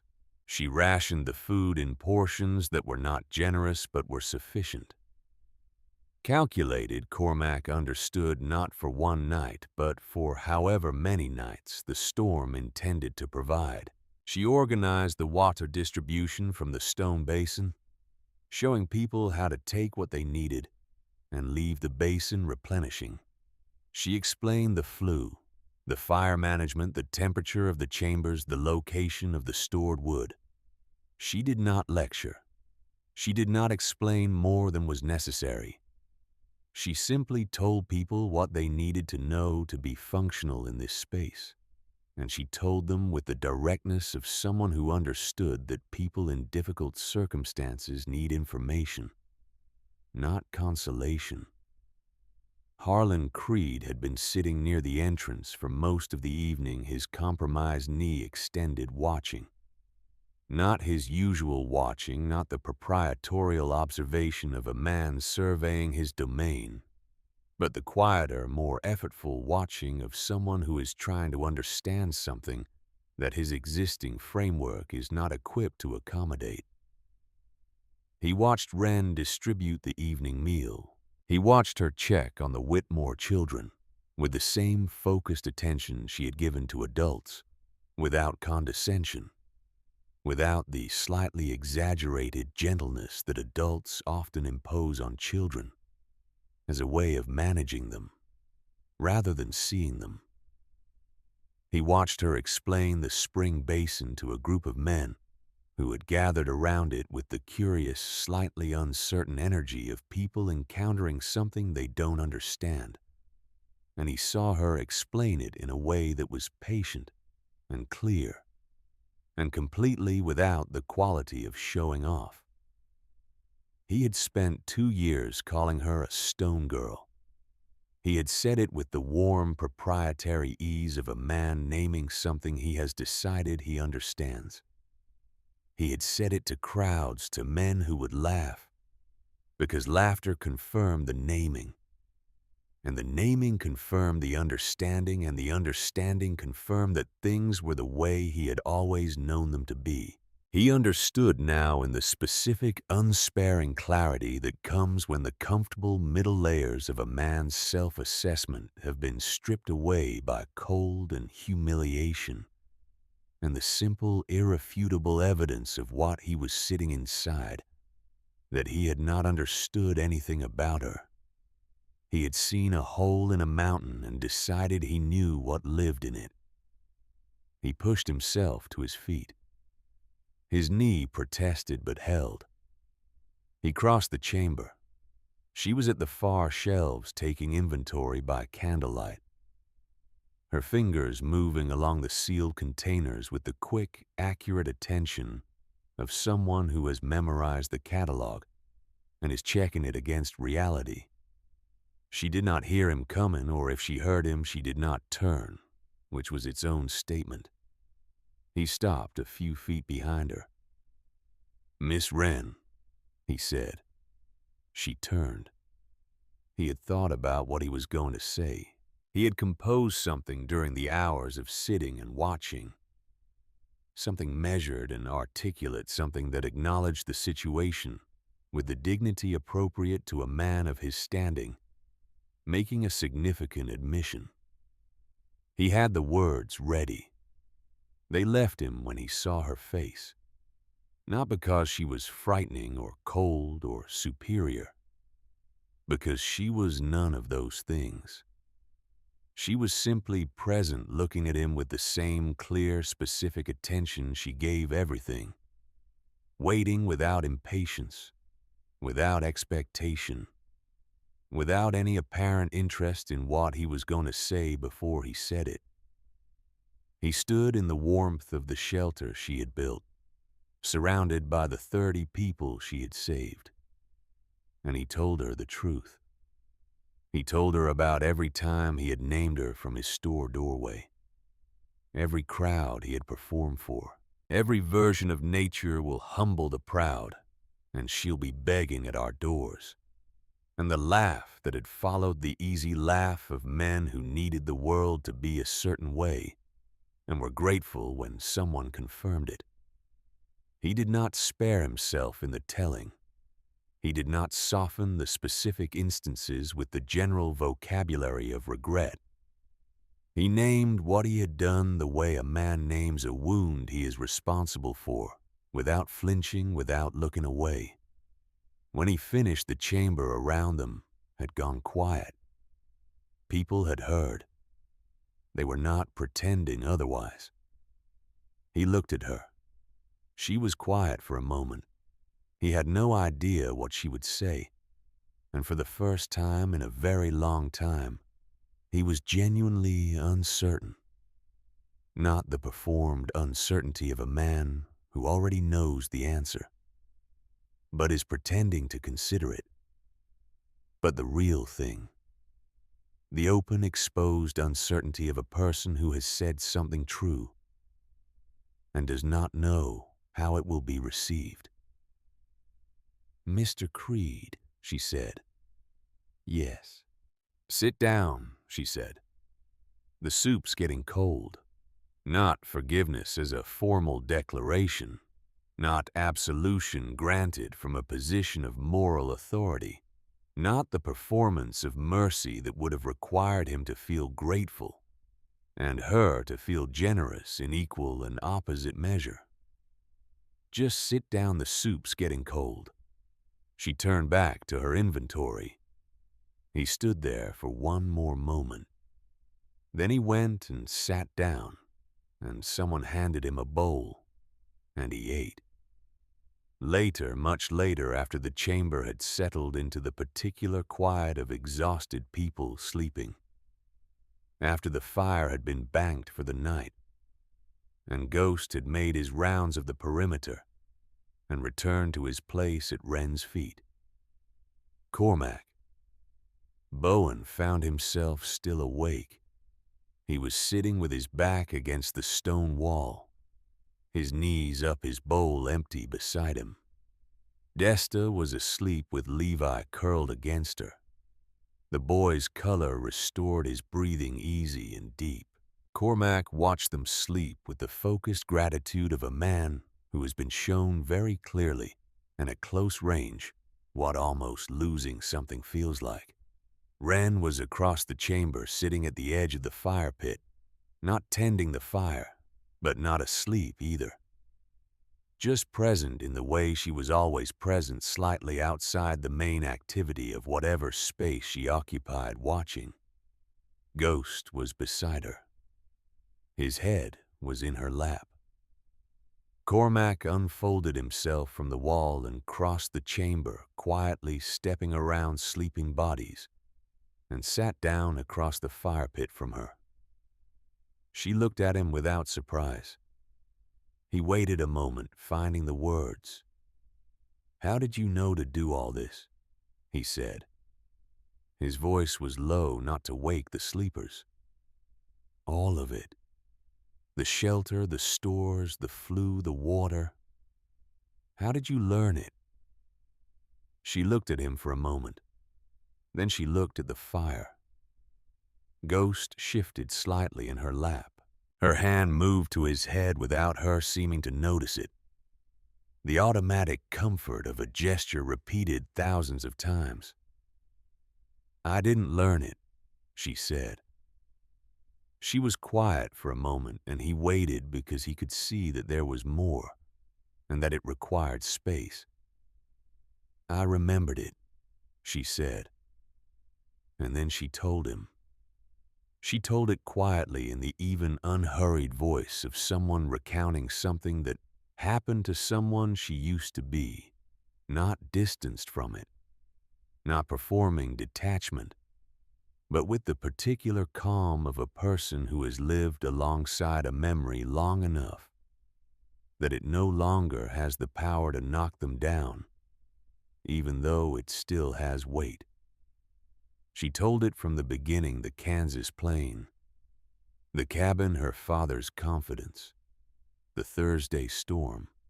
She told it the way she had never told it before, not to a room full of people, but in the low, firelit quiet of the chamber, with Ghost's head in her lap and the sleeping weight of 30 people around her. She told him about her father going out for wood. She told him about her mother's songs. She told him about the morning, Around her, people who had been sleeping were not sleeping anymore. She did not raise her voice. She did not perform it. But the chamber was quiet enough that her voice carried, and the story was the kind of story that reaches past sleep and finds the listening mind before the conscious mind has decided to engage. One by one, without moving, without announcing themselves, people woke and lay still and heard. When she reached the part about the trapper finding her, the door broken open. The white light the way she had looked back once at the cabin, and not again. She paused. Her hand had stopped moving on Ghost's head. He pressed his nose against her palm, and she resumed the motion, resuming at the same time as the story. "The orphanage gave me a roof," she said. "But I already knew that a roof wasn't the same as safety. Safety is preparation. Safety is respecting the power of what's coming enough to meet it honestly." She looked around the chamber. The sleeping children, the banked fire, the organized shelves. Safety is not hoping for the best. It's building for the worst. The fire settled. A log shifted with a soft, deep sound. "I came up here 2 years ago," she said, "and I built what my father should have built." She looked at the walls, the stone walls she had chosen, and placed one at a time the shelves she had constructed and filled across 2 seasons of labor.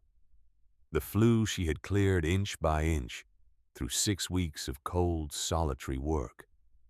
Every stone I laid here was a promise, not to myself. She looked at the fire. To them. She said, "This is the fortress my father should have built. I built it for them." The chamber was absolutely silent. Not the silence of sleep. The silence of 30 people awake and still holding something that had been handed to them, and not yet knowing what to do with it. Desta made a sound. A small, involuntary sound. The kind that escapes before you decide to let it. She pressed her face against Levi's hair. Harlan Creed across the chamber had his elbows on his knees and his face in his hands. He was not making any sound at all. Silas Pruitt was sitting upright against the far wall, his pale eyes open looking at Wren across the fire, with the expression of a man who has been carrying something alone for a very long time and has just seen it recognized by another person. Just that. Recognized. He nodded once, slowly. The nod of a man confirming something. She saw it. She held his gaze for a moment. Then she looked back at the fire. Ghost lifted his head from her lap and looked at her face, and then lay back down, pressing his weight against her more deliberately an anchor. No one spoke. There was nothing to add to it, and everyone in the chamber seemed to understand this, that the correct response to what had been said was not words, but the thing they were already doing, which was being alive and warm in a place that had been built for exactly this purpose, and letting that be enough. On the morning of the 6th day, Wren woke before anyone else. She lay still for a moment listening. The difference was immediate and total. Where there had been for 5 days the constant low presence of the storm, felt through the rock as vibration, as pressure, as a kind of atmospheric weight. Even here at the center of the mountain there was now simply nothing. Not the held breath silence of a storm pausing. The complete clean silence of one that has ended. She got up without waking Ghost, which was difficult because he was a light sleeper, and usually registered her movement before she had completed it. But this morning he slept on, and she took this as a sign, or not a sign exactly, but a data point. Even he knew the worst was over. She crossed the sleeping chamber, stepping with care around the bodies arranged across the floor in their borrowed furs, and she went to the entrance, and she put her hands on the stone, and she pushed.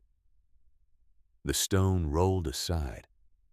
Light came in, not the flat gray storm-filtered light of the past 5 days, but real light, morning light, low and golden and cast at the long angle of a Montana November morning, striking the snow-covered face of the mountain and bouncing upward and coming through the entrance in a way that was almost violent in its brightness after days of firelight and darkness.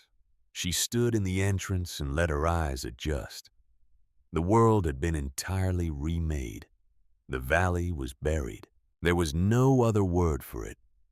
Buried under a continuous white that covered the lowest buildings of Cold Creek to their eave lines and had compressed itself into solid, glittering drifts that would take days to excavate. The trees on the lower slopes were encased in ice, each branch a crystal tube that caught the morning light and fractured it into thousands of small, cold fires. The mountain itself was white from its peak to its base, and the air above it was the blue that air only achieves after a great storm has scoured it clean. It was beautiful in the way that things are beautiful, when they are also terrible, the beauty that comes from power, from scale, from the complete indifference of a natural force to human concerns. She heard movement behind her. Cormac came first, then Desta with Levi on her hip, the boy awake and bright-eyed and apparently unaware that anything unusual had occurred beyond an interesting change of sleeping arrangements. Then others drawn by the light filing through the entrance passage and emerging one by one into the morning air and stopping as each of them stopped arrested by the view, by the silence, by the first clean breath after 6 days of close air and firelight. Harlan Creed came out last. He stood beside her in the entrance looking down at Cold Creek. She could see even from here the damage. 2 rooftops visible as collapsed shapes under the snow. The livery's east wall had given way. She could see the gap in the structure. Her woodshed, she thought, looking at the collapsed outline behind the store. Yes, the woodshed had given completely. He stood beside her and looked at what the storm had done to his town. And he was quiet. "It'll need work," she said. "Yes," he said. "The Whitmore house will need a new roof before it's habitable." "I know." "The school stove will need to be replaced before it can be used safely. The cracked firebox will pump carbon into the room. Someone will need to check the other building flues for ice blockage before any fires are lit." He looked at her. "You're going to help with that?" She looked back at him. "I'll tell people what to look for. They'll need to do the work themselves." He turned back to the view.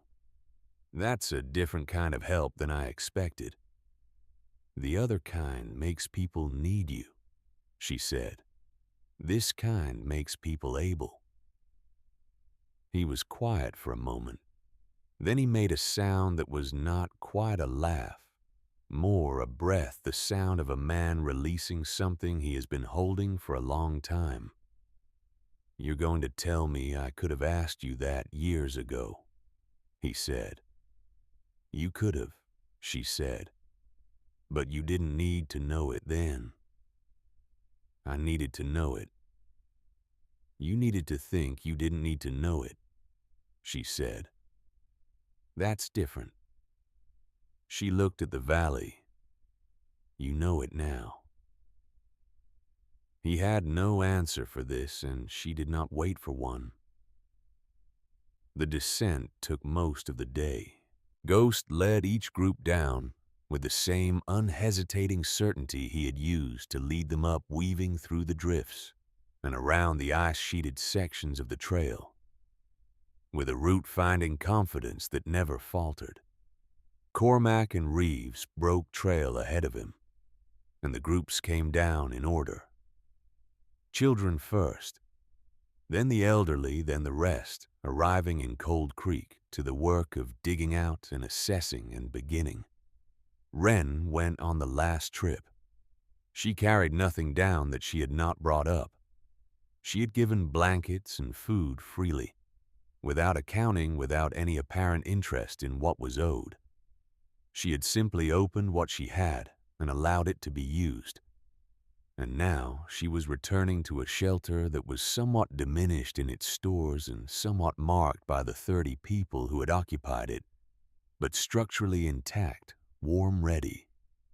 At the edge of the trail where the path left the mountain and became the outskirts of Cold Creek, she stopped.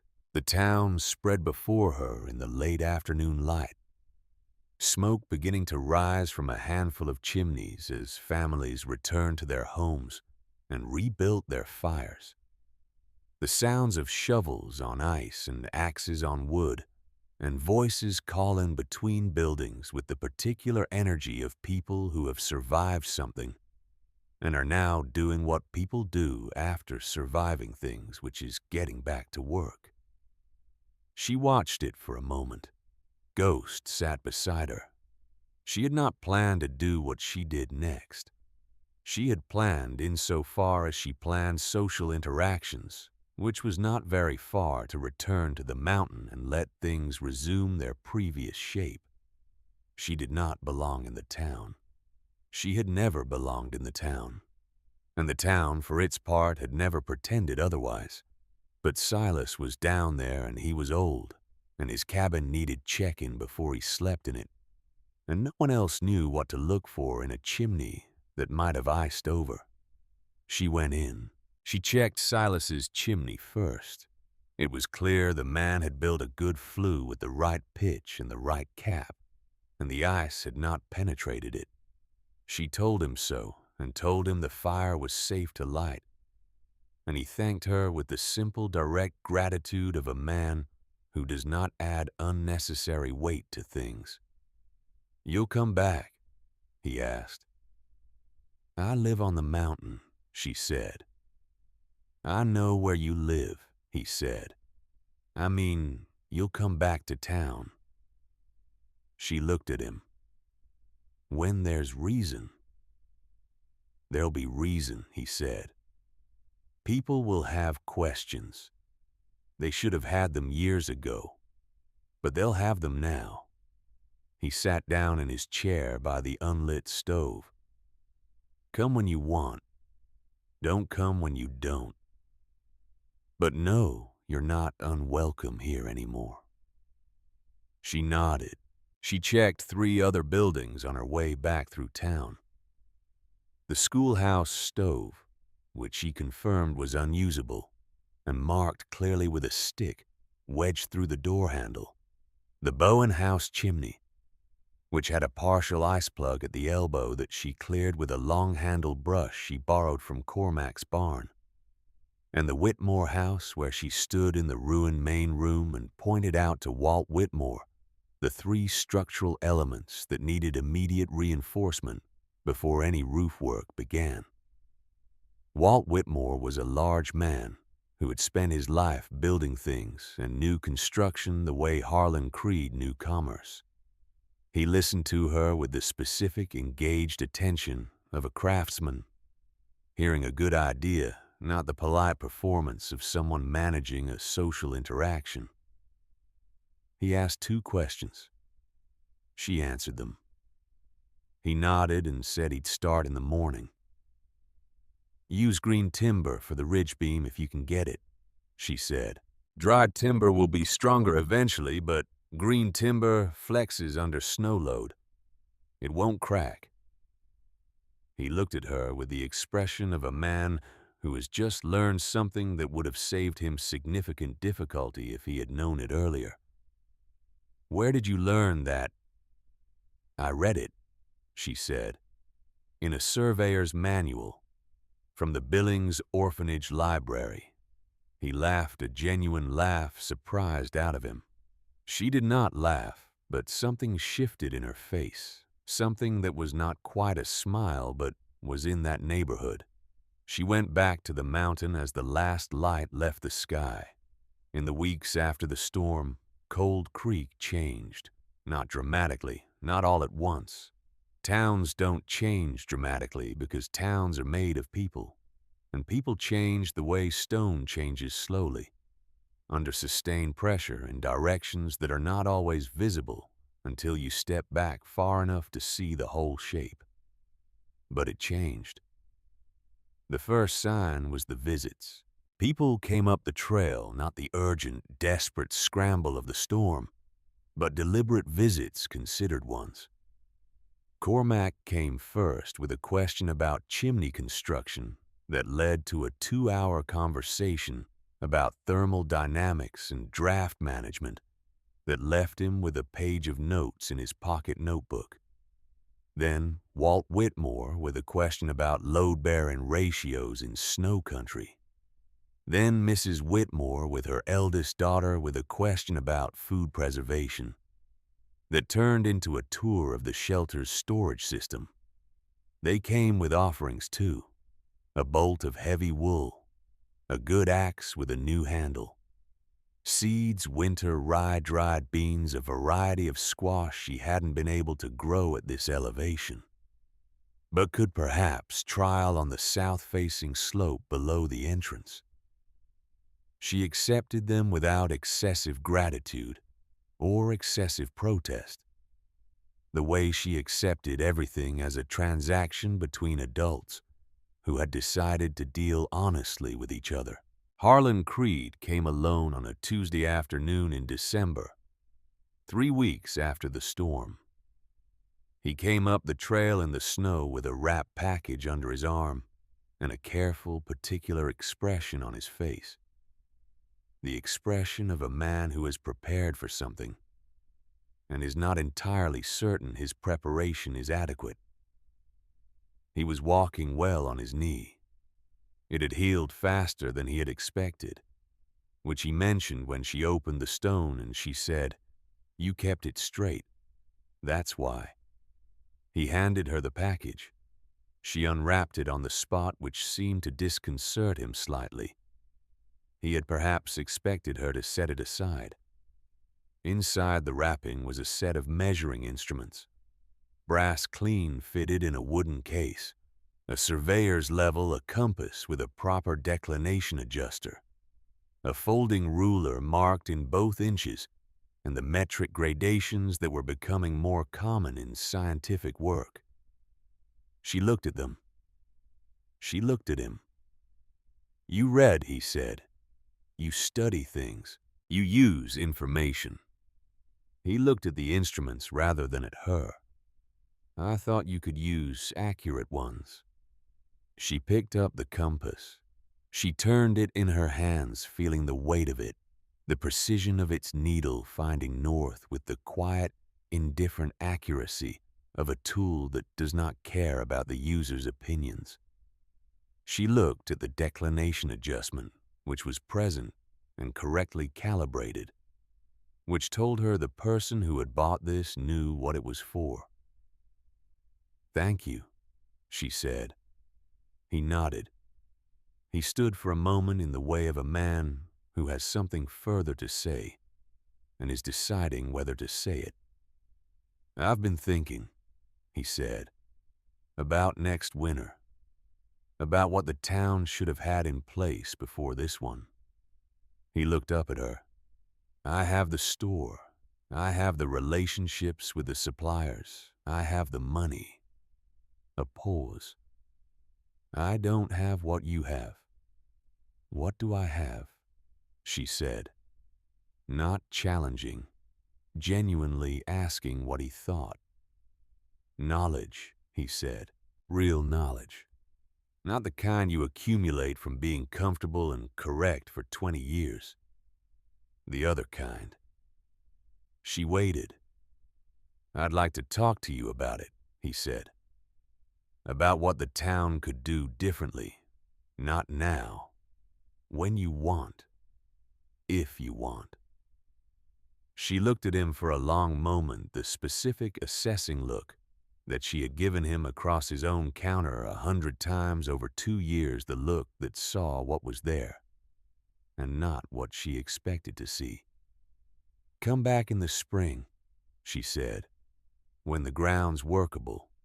We'll walk the ridge and I'll show you the drainage. A town built where Cold Creek is built has specific problems in a wet spring that compound in a hard winter. If you understand the drainage, you can understand the wood storage. And if you understand those two things, the rest follows. He looked at her for a moment. All right, he said. Bring Cormac, she said. He asks good questions. Harlan almost smiled. Not quite, but almost. He does, he agreed. He went back down the mountain and she watched him go, the broad-shouldered figure in the dark coat moving carefully on the packed snow trail, smaller and smaller as the distance increased, until the pines closed around him, and he was gone. She turned back to the entrance. Ghost was sitting just inside it, watching her with his steady amber eyes. His one good ear was up.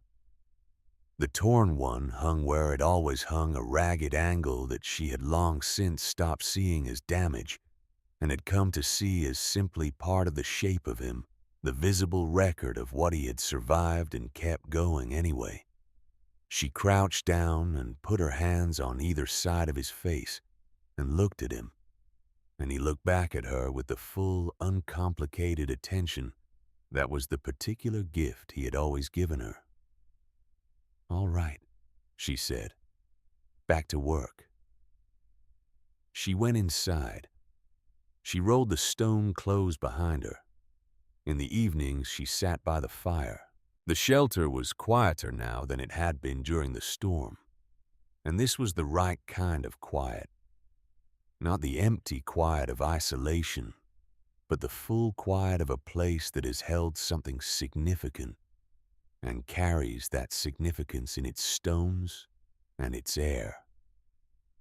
She was alone in it, which was as it should be. But the aloneness was different now. Less absolute, less sealed. She had people who asked her questions.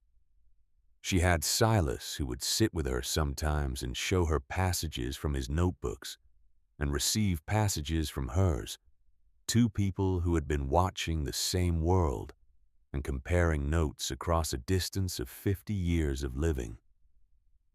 She had Cormac and Desta, who would bring Levi up in the early spring afternoons and let the boy roam the lower slopes under Ghost's patient supervision, learning to read the mountain with his body, the way Wren had learned to read it.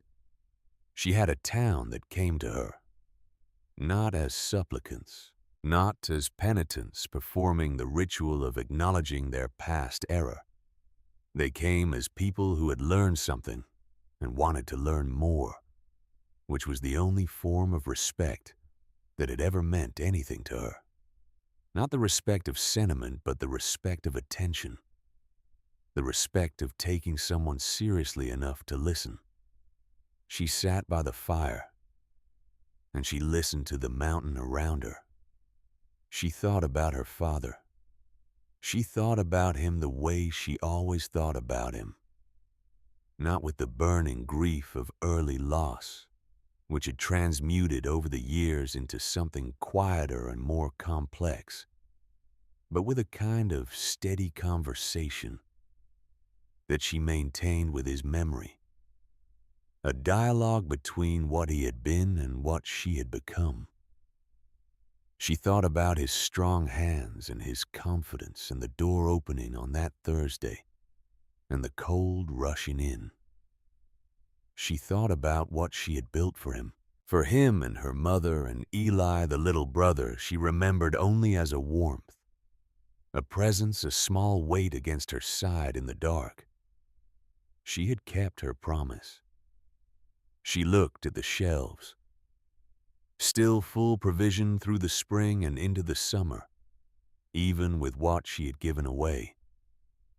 She looked at the fire pit, the carefully balanced drawer of the flue above it, the clean burning efficiency of the design she had refined through 2 winters of adjustment.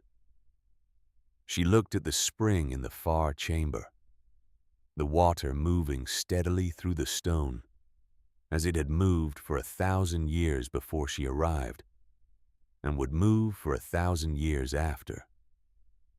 She had not built this alone. She knew that now in a way she had not known it before the storm. Not because anyone had helped her build it, because no one had, but because the building of it had been shaped by everything that had happened to her. And the things that happened to her had involved people. Her father's mistake, her mother's voice, the trapper who had broken down a frozen door, the orphanage that had given her books and then a threadbare blanket, the people of Cold Creek who had given her something to prove. All of it had been material. All of it had been used. Ghost came and lay down beside the fire pit and put his head on his paws and looked at her. She looked back at him. Outside, the winter continued, not the storm now, but the ordinary Montana winter that followed extraordinary storms, the slow, cold, patient unfolding of a season that would eventually become spring. The snow on the mountain would compact and settle. The ice on the valley floor would begin in some distant theoretical march to lose its grip. The birds would return. The squirrels would reappear. The deer would move back up to the high meadows. The mountain would continue to tell its story to anyone who knew how to listen. She was not the only one who would listen now. Silas was listening. Cormac was learning to listen. Levi, 5 years old, with his mother's eyes and his father's chin, would grow up on this mountain's slopes and learn its language before he learned to read any other. If she had anything to say about it, it was enough. It was more than enough. She reached down and put her hand on Ghost's head, and he made a small, deep sound of contentment and closed his eyes, and she looked at the fire and let herself be for a little while, simply at rest. The fortress held. It had always held, and now it held for all of them.